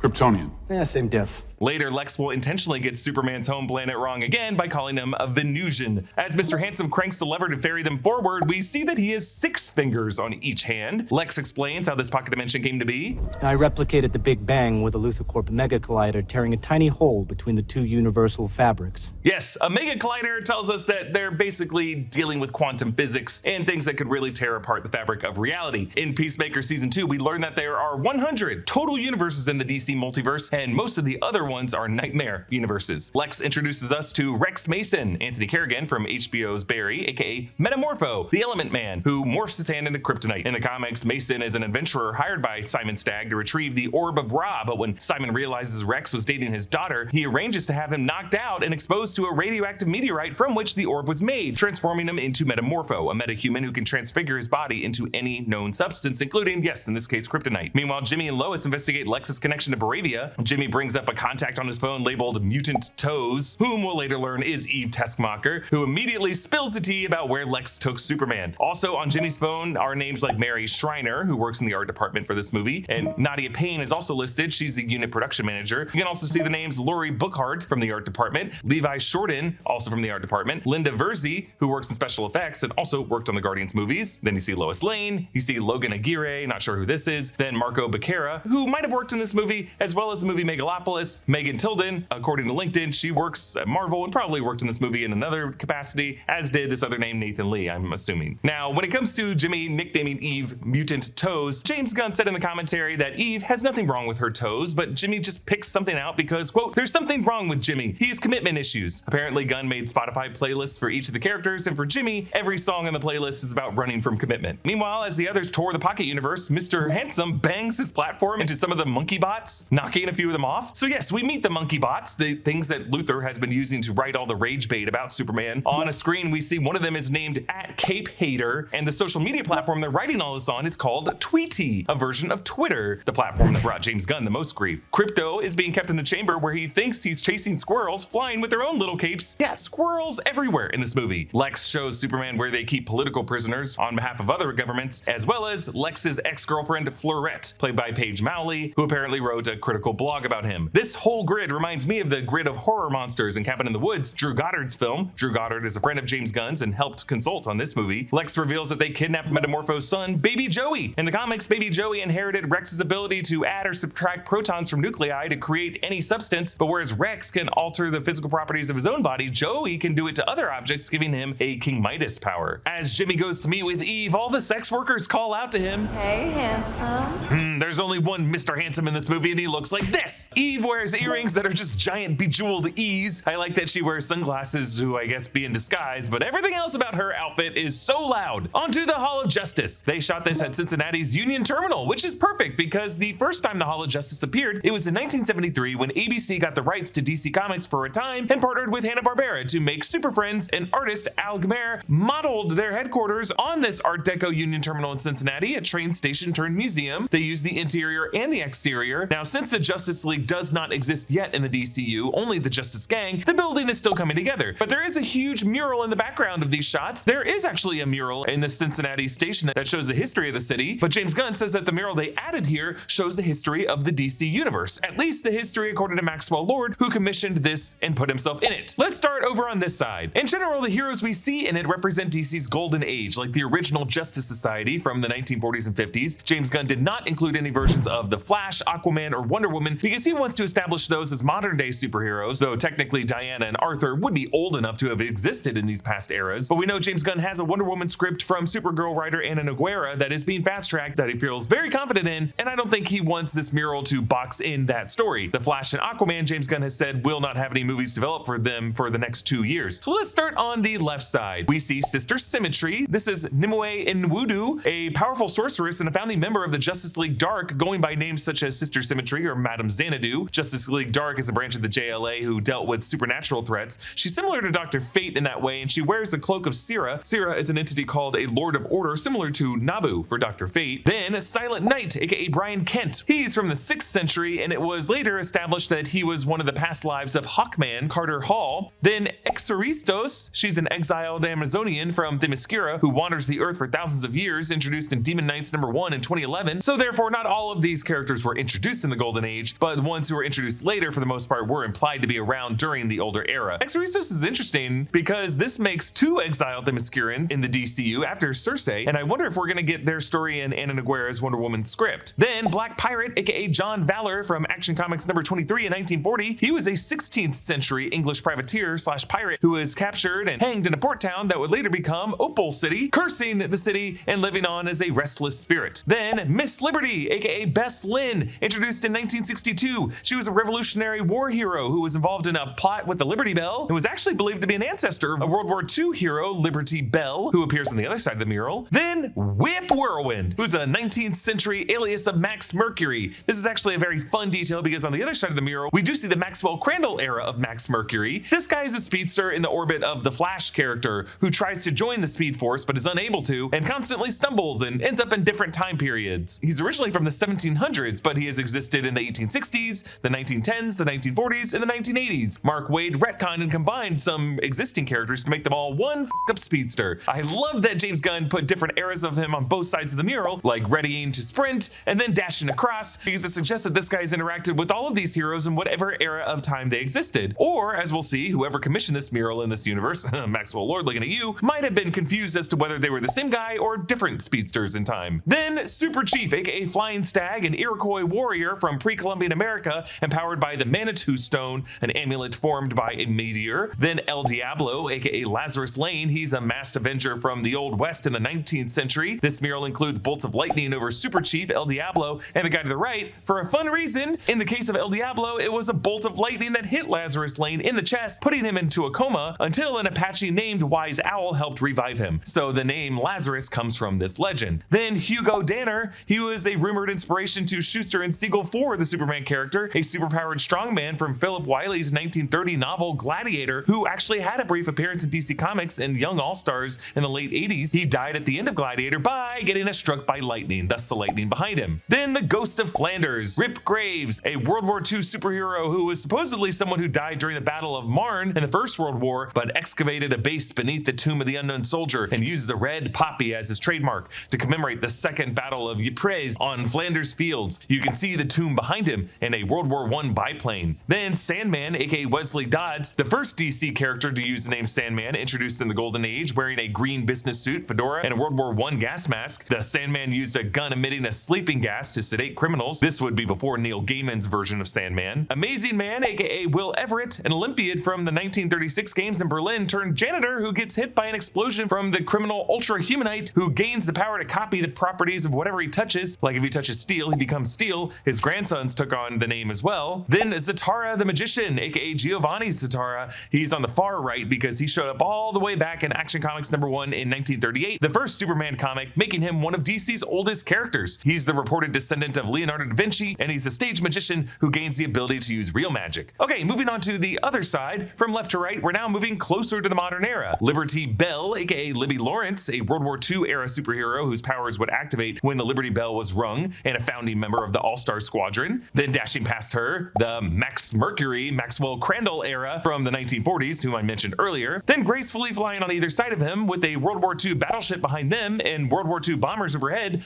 Bullet Man Jim Barr and his girlfriend Bullet Girl Susan Kent from the Fawcett Comics 40s era, along with the Captain Marvel family. They wear bullet-shaped gravity regulator helmets that allow them to fly and deflect bullets. Then to the right, another duo, TNT, who's the chemistry teacher Thomas N. Tex Thomas, and Daniel Dunbar, aka Dan the Dynamite, from the early 40s. They get charged with atomic energy. Thomas with positive energy, Dan with negative energy. Thomas makes rings to keep the energy dormant until they touch, at which point their powers activate. TNT regulates heat, Dan generates electricity. Then Phantom Lady, aka Sandra Knight, she uses a black light projector to make herself invisible. Her skimpy costume was later explained as a deliberate tactic to distract the men she was fighting. Behind her is the US Capitol building because she is the daughter of a US senator. Then Atomic Knight, aka Gardner Grail. The ruined city behind him is actually a reference to the Atomic Knights coming from the 60s Strange Adventures comics, where a hydrogen war of 1986, a hypothetical apocalyptic future coming from the perspective of the 60s, devastated the country of the United States, and then a tyrant named the Black Baron ruled the Midwestern United States, opposed by Gardner Grail, Atomic Knight, who wears energy-resistant armor. For this to have actually happened in the 1960s or 80s of the DCU is insane to even consider. James Gunn has said that there's no New York in this DCU, so maybe those cities got nuked, or maybe there's just a fictional country or place in the DCU that suffered a devastating nuclear attack or a nuclear accident and had to get quarantined. Trust me, I will be asking James Gunn about this at some point. Then Freedom Beast, aka Dominic Nadawe. He's an activist who fought apartheid. He drinks an elixir that gives him powers and wears an ancient helmet that allows him to communicate with animals and merge them to form chimeras. That's why we see a leopard or a cheetah in front of him. If you watch Titans on HBO, he was played by Nambi Nambi. Then Wildcat, aka Ted Grant. He's a longtime member of the Justice Society of America with a longevity that has been justified as coming from a magic spell that gives him 9 lives, aka the cat stuff. He's a boxer, thus the boxing ring behind him and the punching bag he's hitting. Then Vibe, aka Paco Ramon. He's an 80s breakdancer from Detroit who can project sonic shockwaves, who would become part of the new JLA. Then Gunfire, aka Andrew Van Horn. Now we're in the early 90s when the heavy tech armor and lasers, Rob Liefeld characters like Cable were all the rage. Gunfire is a DC anti-terrorist operative who in the Bloodlines crossover gets attacked by an alien parasite named Venev that gives him the ability to manipulate kinetic energy. He can charge any object via touch, causing it to emit energy and act like a gun before disintegrating. Lastly, on the far right is Maxwell Lord himself. We know it's him because he's standing in front of his Lord Tech tower from Metropolis. Of course, Maxwell Lord is not himself a superhero or a metahuman, but it makes sense that because he assembled the Justice Gang and funding the construction of all this, his ego would be big enough to insert himself in the history of superheroes in the DC universe. But again, knowing that Maxwell Lord commissioned this mural, it's also just a reflection of the heroes he thinks are cool or sexy or woke, whatever. That's what I think is just very funny about this, because it tells us a lot about the DCU history, but it's also just a really great piece of character development. Kendra Saunders reads a Daily Planet newspaper with the headline, US defies Geneva Convention by holding Superman in Pocket Universe. This tells us that this black hole technology was banned at the Geneva Convention of this world. Assuming Dr. Manhattan will be canon at some point, maybe his own dangerous quantum tech is what caused that ruling. There's also a portrait in the background of this floor where Mr. Terrific, Hawkgirl, and Guy Gardner are all posed with Maxwell Lord. The hypno glasses come up in this scene, and there might be something to Mr. Terrific helping build them, because we also learned that Mr. Terrific put nanobite trackers in all of their bloodstreams, including Superman. Also, a small but fun detail in this scene, Mr. Terrific kicks the doors open. I hope that's how he enters several rooms. Also, let's just pay some respect to this hilarious clip of Mr. Terrific's very slow garage door.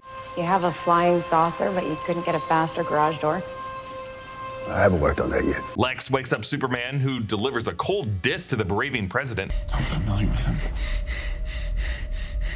And the smell of his piss as we flew across the desert. That is a lie! Lex plays a horrifying game of Russian roulette with poor Molly, the falafel guy, demanding Superman reveal who he's working with on Earth and then who raised him as a child. James Gunn shocks us by not even letting it get to a rule of threes, because on the second question, that's when the gun goes off. R.I.P. Molly. Actually, in the commentary, James Gunn said that there was initially a beat after this where Luthor would have looked down and would have seen the blood starting to approach his shoes, so he would have told Gurkos to lie down and sop up the blood. Gurkos initially refuses, but Luthor bullies him into it. He cut this because it was too dark and didn't belong in this film, but he said that Nicholas Hoult performed it very well, and it shows the relationship between large corporations, Lex, and countries, Gurkos, and how power is shifting away from world leaders. Mr. Terrific and Lois arrived at Fort Kramer and followed the path of Superman's DNA trace. The Raptors and Luthor Corp employees try to halt them, which leads to this delightful oneer set to Noah and the Whale's 5 years' time. Among the impressive fight choreography, which actually reminds me of Yondu using his Yaka arrow to take out the Ravagers in Guardians of the Galaxy Volume 2, there is one moment where this one Luthor Corp employee tries to catch one of the T-spheres, but then it like electrocutes him and causes him to foam at the mouth. What I love the most about it is how chill and efficient with his energy Mr. Terrific is. Most of his movements are just shifting his hands and fingers slightly to fling the spheres around and then gently lifting his arm to be carried up. He conserves his energy for only the moments when he actually needs it. Actually, in the director's commentary, James Gunn explained this wasn't actually a true oneer, it was really done in 3 shots, which is really commonly how oneers are done, and that a lot of these stunts are real. There's actually hidden cuts here.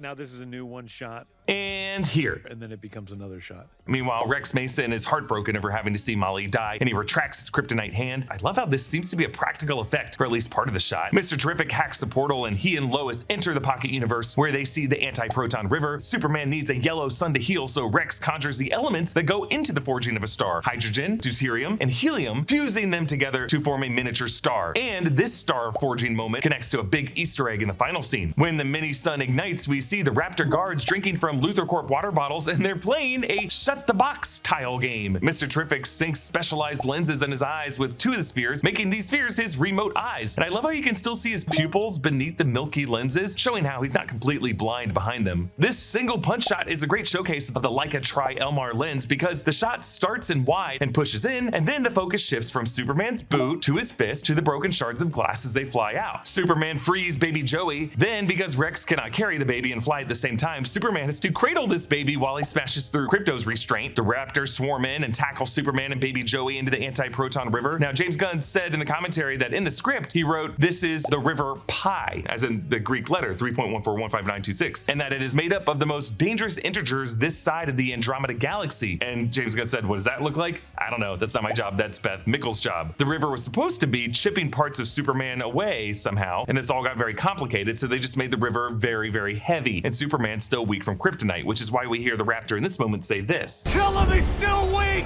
They did as much of this practically as possible. They shot this by dragging David Cornsweet through a 1,000-foot-long channel filled with tiny balls, actually the balls from roll-on deodorant, along with all the Raptors and a plushie for the child. They used the deodorant balls because they allowed enough light to come through to match the lighting they wanted for the scene. Meanwhile, the others surround Rex. "All right, freak, nice and slow." This is actually a vocal cameo by Michael Rosenbaum, James Gunn's friend, who played Lex Luthor on Smallville. Krypto spots Mr. Terrific's T-spheres and goes fetch. Superman, baby Joey, Krypto, and Rex all float toward the black hole. Krypto makes things worse by just licking baby Joey at first, and as he gets sucked in, for the only time in this movie, Krypto's cape blows around him, covering his head, because no forces of gravity are stronger than those of a black hole. Superman uses his super breath to blow them all out to safety. Afterwards, I like the detail that Superman has to adjust his jaw, as a force that powerful would kind of hurt his mouth in order to blow it. Mr. Terrific uses his final T-sphere to direct Krypto and the rest out of the Pocket Universe, and they fly out at the last second before the portal crunches closed. Lex Luthor rages by smashing a pencil cup and repeatedly making his assistants pick them up. He also throws pencils at Eve, so she calls Jimmy from the server room. Before Ultraman grabs her, she texts a bunch of selfies. Onto the Kent farm. In Clark's bedroom, we see a pennant for the Smallville Giants. As Lois watches this all go down in the room, behind her is a poster of the NASA Saturn 1B rocket launch. This image from Apollo 1A. There's also a poster for the Mighty Crabjoys, and there's also a bunch of model airplanes, and even a trophy for building model airplanes, which is really sweet, because Clark never needed one of these human machines to fly, but he's still fascinated by human ambition. Jimmy sends along all of Eve's selfies, and Lois realizes that in the background of Eve's photos is damning evidence, a map of Jaranpur showing plans to divide it in half and call one half Luthoria. We learn later this is a country where Lex wants to create a tech utopia and make himself king, profiting from the oil reserves. This is somewhat similar to Lex Luthor's plot in the 1978 Superman, creating a new west coast of the United States where he would own the most valuable real estate. Also, you'll notice on this map, north of Jaranpur is Markovia, another European country in the DC universe and home to Geoforce and Terra. Lex locks up Eve in his Pocket Universe and decides to draw Superman out by reopening the dimensional aperture that's still there beyond the crushed portal, forcing the rift to tear through Fort Kramer and beyond. Superman wakes up to the yellow sun and Krypto on his chest. I love how Henry Bram gets this beautiful shot of Krypto playing with the cows, with this super dog perfectly caught in the lens flare of the morning light. It's sweet until you consider that Superman later worried that Krypto would just eat these cows. Clark laments comments to Jonathan how his birth parents sent him to Earth to hurt people, but Jonathan says, Parents aren't for telling their children who they're supposed to be.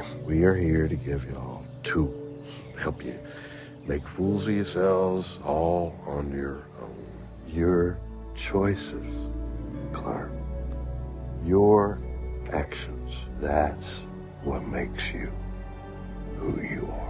They see news on the TV of Jaranpur preparing to resist an imminent Boravian invasion, complete with kids mounting a Superman flag and chanting his name. This is a Luthor Corp brand TV, by the way, and I find it funny. With Lex dying to know where in the world Superman is at this moment, part of what his company makes is already inside that home. Rex watches this footage at home with baby Joey reunited with Sapphire Stagg, who's played in this movie by Louisa Krause, who, along with Anthony Kerrigan, had a role in HBO's Barry. I like how on their wall is a poster of the periodic table of elements, appropriate decor for the element man. Meanwhile, in Kendra's apartment are some really fun details. The textbooks and college dictionary confirms that DCU Kendra is currently a college student, and we see one on ornithology, which is the study of birds. She also has a ceramic jar filled with a bunch of bird feathers. The art above the tea kettle kind of looks like an illustration of Hawkman and Hawkgirl's classic artificial feathered wings and harnesses from the comics, even though this version of Hawkgirl is not exactly what that version was. Ma Kent goes to get Superman's boots, and I like how in this living room there is a photo of Clark on the wall where he's wearing the hypno glasses. Like, do the hypno glasses still work in photographs and recorded media? They must, right? Metropolis gets evacuated. James Gunn includes many shots of people bringing their pets, including this big fluffy dog and one woman with their turtle. There's also another quick shot of Erik Nally from Foxy Shazam during this evacuation. Now, a lot of monkey bots in our world out there said, you guys got mad at Man of Steel for destroying Metropolis, but not this movie? No way they could evacuate that many million people that quickly.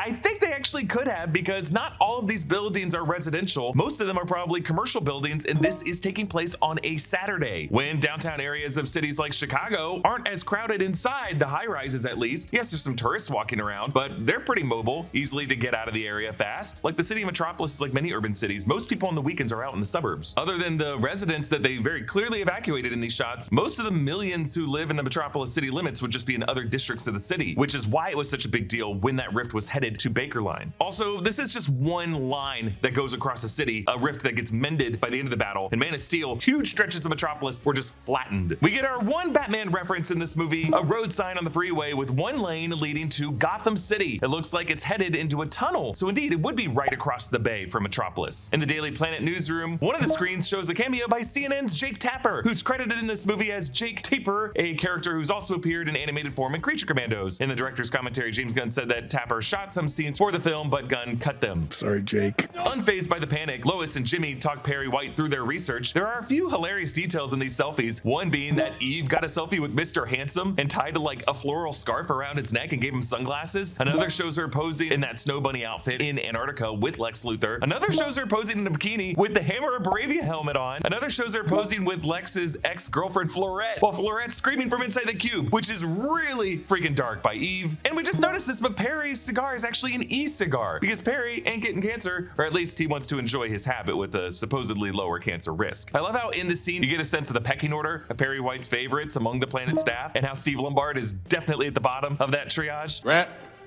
Troop, come on. Grab the board, Jimmy. How many does it hold? 5 or 6. 6. Okay. Lombard, you two. Now, we only see a bit of Beck Bennett's comedic bits in this sequence, but he's calling home to his cats, begging whoever he's talking to put the phone next to them so that these cats would be comforted by his voice. Please, Juanita, can you put Persephone on the phone?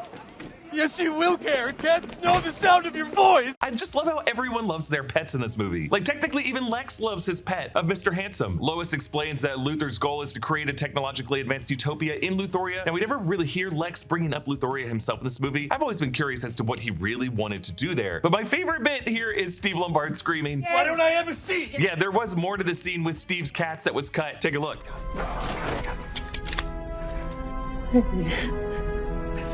Persephone, she cried when she heard my voice because she knows we're gonna die. Steve, stop! Are you for real right now? Yes, I'm for real. I guess I just have more to lose than anybody else. I actually care about dying.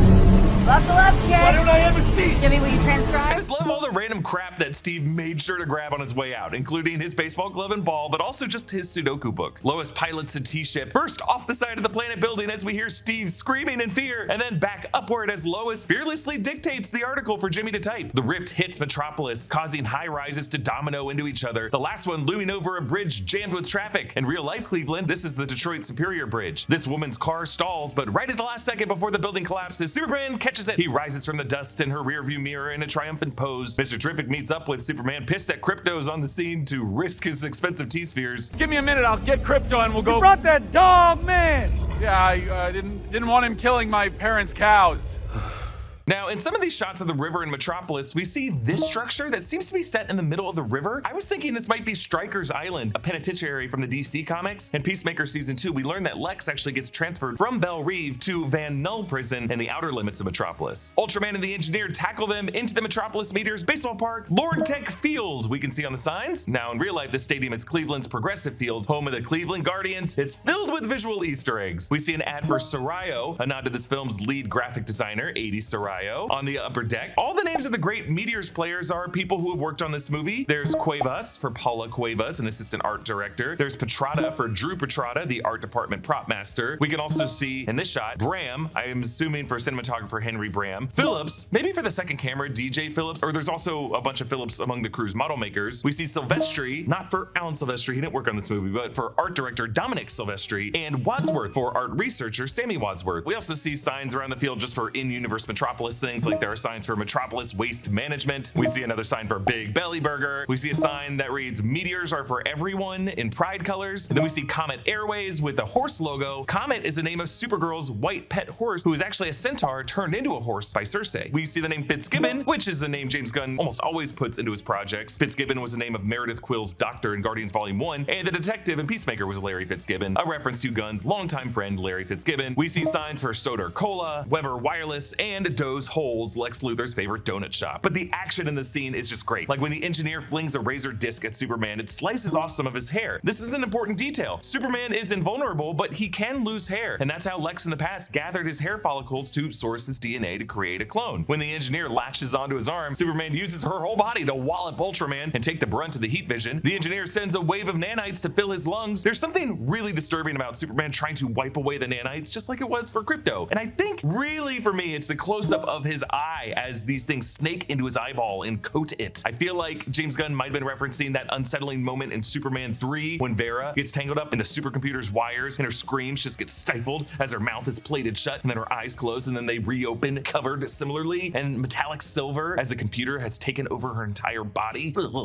Precisely upon the moment Superman's lungs fill with these nanites, Lex signals the call to President Gurkos, who orders his forces to invade Jaranpur. We do see more squirrel insignia on his desk there. Superman blasts into the stratosphere with the Engineer and Ultraman struggling to keep up, but it's a trick to force Angela to latch onto him so that when they hit space and he turns back down to Earth, they would reach terminal velocity that would disorient Angela's control over her nanites. But as they speed back down to Earth, in this bird's eye view of Metropolis, you can see that rift already spreading halfway through the city. Now, there was a scene deleted from this sequence that would have shown Mr. Terrific recovering in the baseball park and joining up with Krypto.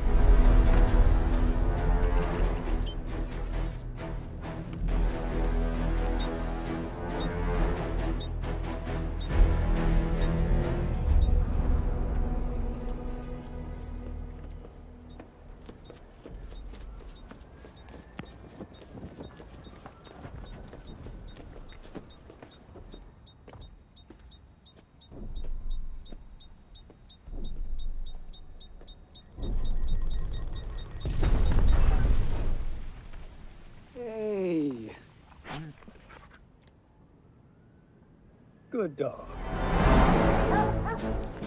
Yeah. Yes, okay. You understand me? I need you to take me up there. That's right. Take me up there. I'll hold on to you. Yeah. Yeah. Wee. Superman, Ultraman, and the engineer crash into the subway tunnel, knocking out Angela, which allows Superman to cough up the nanites. The digital stickiness of these things is just nasty, and the visual seems to be inspired by this moment in Superman Brainiac Part 3. That's Action Comics 868 from 2008 by Jeff Johns and Gary Frank. Ultraman removes his mask to reveal the face of David Cornsweat. He is a clone with pale pallor, messy hair, and one askew eye, Lex says. But as is often the case with cloning, the match was imperfect. He might be even stupider than you, if that's possible. But easier to control. 3L. And stronger. So I have made the case that the way James Gunn wrote Ultraman and depicts him here really makes it seem like we could be looking at a Bizarro origin story. The creators of the Bizarro character, Otto Binder and George Papp, debuted the character in 1958 for Superboy number 68, and they were inspired to create a Frankenstein's monster type who kind of talks like a dumb baby. Like the first Bizarro was created when a duplication ray hit Superboy, leading to this inferior clone. But then the character was so popular that years later, Lex Luthor creates a duplication ray and zaps Superman, creating the creature known as Bizarro number 1. He says, "Me not human, me not creature, me not even animal, me unhappy, me don't belong in world of living people, me don't know difference between right and wrong, good and evil." This Bizarro actually falls in love with Lois Lane, and she uses a duplication ray on herself to make a Bizarro Lois. These two Bizarros leave Earth and get busy. Bizarro returns to comics later on from an alternate universe version of Earth called Hitre, or Earth backwards. That's in the shape of a cube, dominated by dumber Bizarro versions of all the DC characters. Now, after several months of this movie being out, if the Bizarro interpretation was not the case, I feel like James Gunn would have shot this theory down. Ultraman uses a sequence of attacks on Superman down the train tunnel, both with the force of locomotives themselves, but then a light forms on Superman, and for a brief moment we're like, wait, could an oncoming train be coming? But no, it's an even more powerful force, the dimensional rift spilling sunlight into this murky tunnel, briefly repowering Superman to give him a bit of additional strength over his clone, enough to break his wrist. They tumble out into a convention center, and this cracked me up. The signs read Vacuum Con. It's a convention for vacuums. There were some set photos showing signs for this. Cleaning up the city, the nation's largest trade show exhibiting the latest in engineering, servicing, training, and design. So my only thinking as to why James Gunn made this Vacuum Con was to set up the idea that Ultraman would get sucked into the black hole, or it's just like a random set detail. The Justice Gang shows up to the Boravian border to help. Guy Gardner swats away the Boravian tanks with giant green hands, many of the hands flipping them off. The flipping tanks were actually all practical effects before the green hands were composited in. Metamorpho turns his hands into a giant hammer and crushes a tank. Remember, this is what Guy Gardner said he wanted to do earlier in the Hall of Justice. Oh, I swear to God, I'm 2 seconds away from forming a giant hammer and beating you both to death. Hawkgirl grabs President Gurkos and flies him over the city, and then shows that she has no problem with killing, dropping him to his death, which match cuts with Steve Lombard dropping an antacid back on the ship. Now, where did he find a full glass of water on the ship? I don't know, but it is just a fun gag. The guy did grab a bunch of other random crap from his desk. Why not just a full glass of water too? Actually, in the Apple TV extras, James Gunn said that Hawkgirl's choice to execute Gurkos might have ramifications outside of this film. Now, I like this detail. When they published the article, we see that Lois Lane shared her byline with Jimmy Olsen. Normally, he would just get a photo credit, but he clearly deserves it with all the research that he did, and this story might be Jimmy Olsen's first ever byline. Using a speaker in Ultraman's chest, Lex explains to Superman that invading Jaranpur was just his way of getting government support to kill him. Lex multitasks by giving more orders for Ultraman. Now, here's a great detail that I caught upon rewatch. At the beginning of the time when he's on the line with Superman, Lex communicates to his team via written note for what attack combo to command to Ultraman, so that Superman would not be able to hear what the code was and, maybe be able to start to predict Ultraman's moves. But as Superman susses this out, he smartly goads Lex into staying on the line with him, hoping that Lex's ego would get worked up enough that he would slip and say one of these commands out loud so Superman could hear it. And indeed, you'll notice at the end of the speech, Lex repeatedly ends up shouting 1A as a crescendo point. You're driven by envy, Luthor. You couldn't be more obvious. No shit. I'm not dim.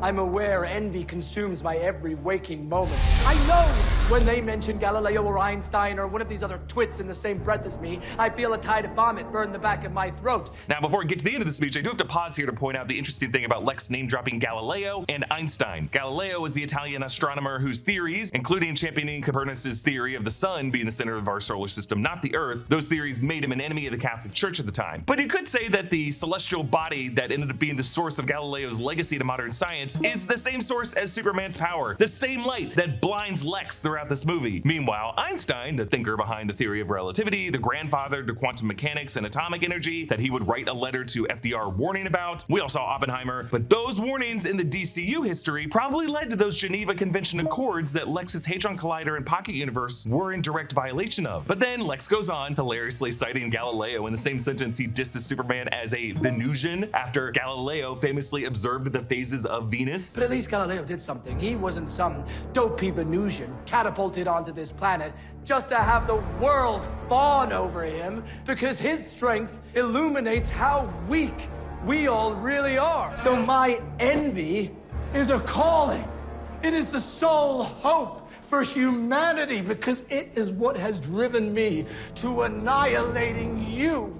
1A! So yes, this is where Lex slips up. 1A, 1A, 1A. Those repeated 1A punches combined with the 13L heat vision Lex dropped in the middle there allows Superman to start to decode Lex's command list for Ultraman. So while Lex vicariously punches the air and it's edited like he's physically the one punching Superman, it's all actually a crash out that's gonna help Superman regain the upper hand. Superman whistles for Crypto and we see a Pet It Bee pet store where Crypto devoured the snacks and toys. Now in Peacemaker, Leota's partner Keo wanted to open a pet store in Gotham City. I wonder if it was going to be one of these spots. But then, as Crypto did with Mr. Terrific's T-Spheres before, he fetches all of Lex's drones to cut off communication with Ultraman. Ultraman gets knocked down, and they attack the Raptors. Superman punches one's teeth out. These teeth hit the camera, and it's a bit cartoony, but I really love this. And as Superman spins with his heat vision to take out the rest, we get our third and final chest emblem close-up. But Superman does not kill the Raptors here, because we get an insert shot of these Raptors hitting the ground and starting to get up and groan. The heat vision just disabled their armor. It did not kill them. There's also another Easter egg I found in this shot. Graffiti reading "Prawns suck," referring to the football team of Evergreen, Washington and Peacemaker. So maybe the Prawns played like an away game in Metropolis in the previous season. Ultraman gets back up and tackles Superman back out the trench as the black hole reopens before them. Ultraman holds him down, but Superman dislocates his shoulder and flips Ultraman into a bus that goes flying into the black hole.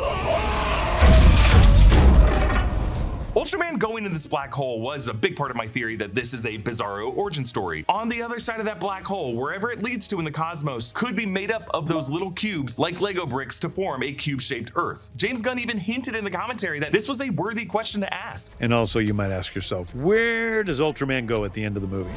Then in the Peacemaker finale, the Argus team finds a door in the QUC that opens to a black hole with the same exact visual effect artifact from this movie. And Lex leaves a note on the file of this reading, "Looks promising, can't wait to see what's next." So I have to imagine that that black hole will either lead to Hitray, or maybe this black hole could lead to planet salvation, and Ultraman will end up being one of those metahumans trapped on Darkseid's training ground planet along with Peacemaker and what I assume are all the parademons roaring beyond the tree line. As the rift spreads to Baker Line, Superman, Crypto, and Mr. Terrific confront Lex in the command center. Lex calls him a piece of shit alien, and that super shit trigger from the monkey bots sets off Superman into this speech. That is where you've always been wrong about me, Lex. I'm as human as anyone. I love, I get scared. I wake up every morning and despite not knowing what to do, I put one foot in front of the other and I try to make the best choices I can. I screw up all the time. But that is being human. And that's my greatest strength. I know, a lot of folks clown on the blinding sunlight in this scene, but based on everything James Gunn has said in interviews and commentary, I really think he wanted the healing power of Earth's sun and the truth that it brings to people like Lex to be kind of a character in this movie. There's actually an amazing behind the scenes clip that went around showing David Corenswet and James Gunn emotionally talking about what level of intensity to bring to this speech, and it's really a fascinating insight on the actor-director dynamic. If I say, that's what it is to be human, that feels like I'm trying to prove it still, as opposed to I really know it. I think there's a little bit of, I mean, okay, but because let me try because that. The emotions are always lingering. But isn't there something I felt like shit about myself since the recording came out. It's just been like, I don't belong, I'm shit, everything's a lie, I'm not who I thought I was. Is this not the moment where I go, I was wrong to feel that way? That's exactly where the issue is, right? Because what he didn't tell you was it was wrong to feel that way. There are feelings and there are thoughts. Your feelings about feeling bad are okay. It's not wrong for you to feel that way. You should just, it's not right or wrong anything. None of it is right or wrong. All of it is being vulnerable and being human, being a human being. And in this moment, For you to talk about how it's okay to be vulnerable, you have to be vulnerable, which means showing Lex that your feelings are hurt. In the point when you really shouldn't. So in that discussion there, David Cornsweet is legitimately asking, is Superman trying to convey to Lex and to this room of haters and to the audience and to himself that he was wrong to feel badly about his parents' message? And did Superman just come to this realization now? Like, what changed for him to come to this realization? And I think the fact that they're talking about it is the most important nuance to the entire arc of this film, because some critics out there have said that Superman in this 2025 Superman movie does not change at all. I disagree with that criticism on several levels. One, not every movie has to have the central hero change. There's a whole thing that you can read about in Save the Cat, a category that Blake Snyder calls the full triumphant, like that you could look at movies like Forrest Gump as having. Sometimes the world changes around a character and comes to his realization. But also you could say Forrest Gump does change a little bit in the movie, and Superman absolutely changes in this movie. But that change is not in whether he should or should not feel guilty about his Kryptonian heritage. What Gunn is saying in this moment about the difference of thoughts versus feelings, he's telling the actor, Superman in this moment is not trying to communicate that he was wrong to feel guilty about the translation. That's not what his emphatic defensiveness here is all about. Really, what Superman is trying to communicate is this: look how much you pissed me off here, asshole. I did feel guilty about my parents, and I do still feel shitty about it. But you using that to mischaracterize me as something not human, that's needlessly cruel and just objectively wrong, because that hurts my feelings. And my feelings in this moment, feelings that you just stirred up, is what proves you wrong. Those feelings are what make me human, just like your immature feelings. And so Superman's action in this moment is just to feel and to just be vulnerable, because those feelings, even more than the words, are what proves the point. Now, some haters online are also kind of inadvertently proving this point by trying to say that David Cornsweet walking away in a huff in the middle of Gunn's direction was proof that these actors hate working with James Gunn. No, Gunn's objective was to get his actor into correct emotional calibration to get the take. That's ultimately all Cornsweet needed from his director. And the moment actors get that, actors are trained to just walk away in the middle of a sentence and just go right into the take, because these emotions can be fleeting. So really, Superman's arc in this movie is not to overcome his guilt for his Kryptonian heritage. It is to learn and to demonstrate that it is okay to not have to bury his human feelings in order to show strength or to put on a stoic brave face just for everyone's benefit. He is allowed to, and we need him to, get angry and show anger, to get sad and show sad, to get giddy and show giddiness, or whatever the emotion is in front of everyone. He's allowed to flinch when a can hits his head from the shame, and we need to see him flinching. I think it's okay to adjust the VFX in the first half of the movie to show him flinching, but I would have loved a shot at the end of the movie that did show him flinching. Anyway, I assume a lot of you guys either get that either on the front of your mind or somewhere in the back of your mind, but I do think it's worth restating here in a re-breakdown of the movie. It's also fun to revisit the scene now, knowing that the next film will be Man of Tomorrow, a team up between Lex and Superman, because now it makes it seem like this final exchange between them is like two rivals who are butting heads. But that is being human, and that's my greatest strength. And someday you understand that it's yours too. Oh, that's beautiful. But none of this matters, you patronizing clown. But Krypto does not let Lex get the final word in and thrashes him around, leaving Lex needing that cane that we see him having in Belle Reve in Peacemaker Season 2. So the media all turns on Lex after Lois' story. Sean Gunn cameos as his tech rival, Maxwell Lord, dancing on his grave. The one thing conservatives and liberals can finally agree on is that Lex Luthor sucks. The Justice Gang invites Metamorpho into their ranks. Meanwhile, Defense Secretary Maury and Rick Flag Sr. watch the news. Glad you're not concerned about the metahumans, Rick.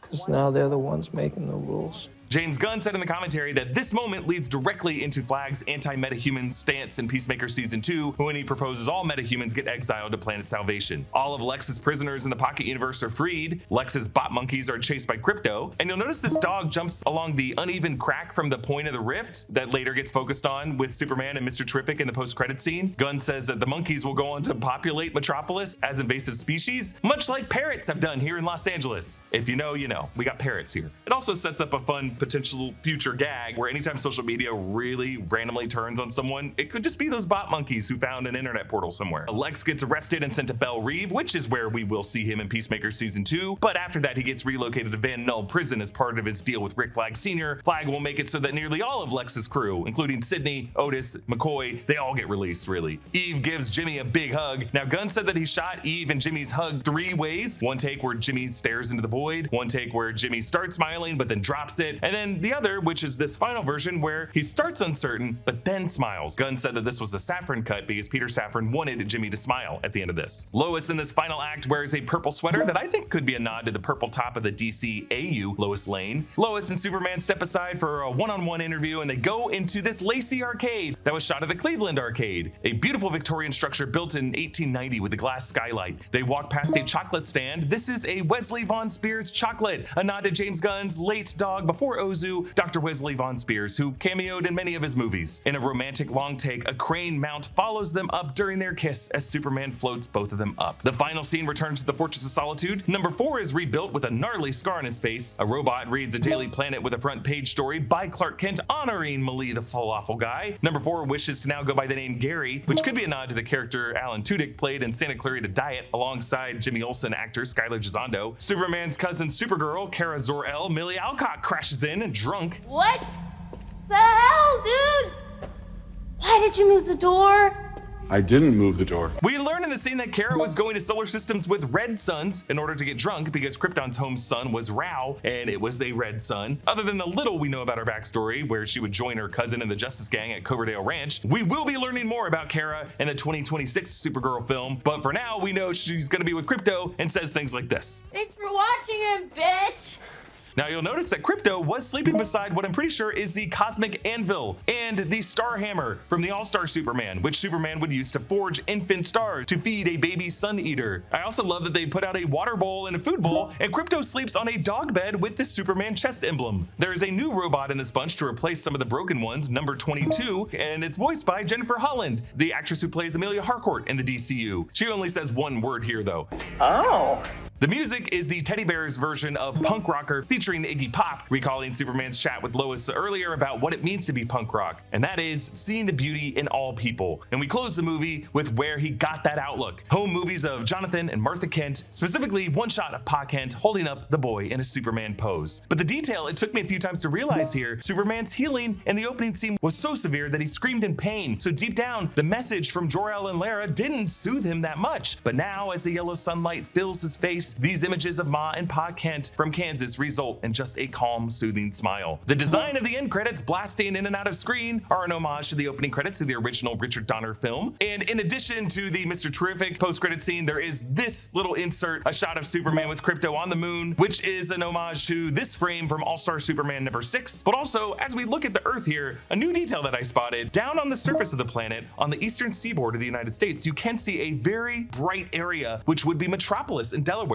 Not New York, because James Gunn said that New York City does not exist in the DCU, but then a little bit northeast of that, which would be in New Jersey, a dimmer bright spot would be our first ever live action look at Gotham City in the DCU, you know, just from 239,000 miles away. Also during the credits, we hear the Mighty Crabjoys theme, played by the Mighty Crabjoys according to the credits, but it was actually produced by Erik Nally of Foxy Shazam, written by Gunn and Nally, and on the soundtrack, Peter Safran's daughter, Lulu, joined Nally on the vocals. So as we look ahead to Lanterns on HBO, Supergirl in 2026, and Man of Tomorrow in 2027, James Gunn introducing Planet Salvation in the Peacemaker Season 2 finale is a major clue to his long-term plan for the Superman saga. Planet Salvation, in addition to being an exile planet for DC supervillains like Lex Luthor, the Joker, Scandal Savage, and the Rogues, the planet is also the training ground for Darkseid and the New Gods in the Final Crisis storyline, which suggests that Darkseid, the cosmic villain that Zack Snyder was working toward with the DC EU era, could also be the major villain that James Gunn is working toward in the DCU. Woo! So that is our complete comprehensive summary of well over 200 details in James Gunn's Superman, an analysis that's nearly as long as the movie is. Huge thanks to Noah Chen for helping me compile the research for this video. Comment down below with your thoughts, and a special thanks to one of our YouTube members, Pengwin, for supporting us at the executive producer level. Follow me at EA Voss and subscribe to all the channels in the New Rockstars network for breakdowns and news coverage of everything you love. Thanks for watching, and I'll see you next time.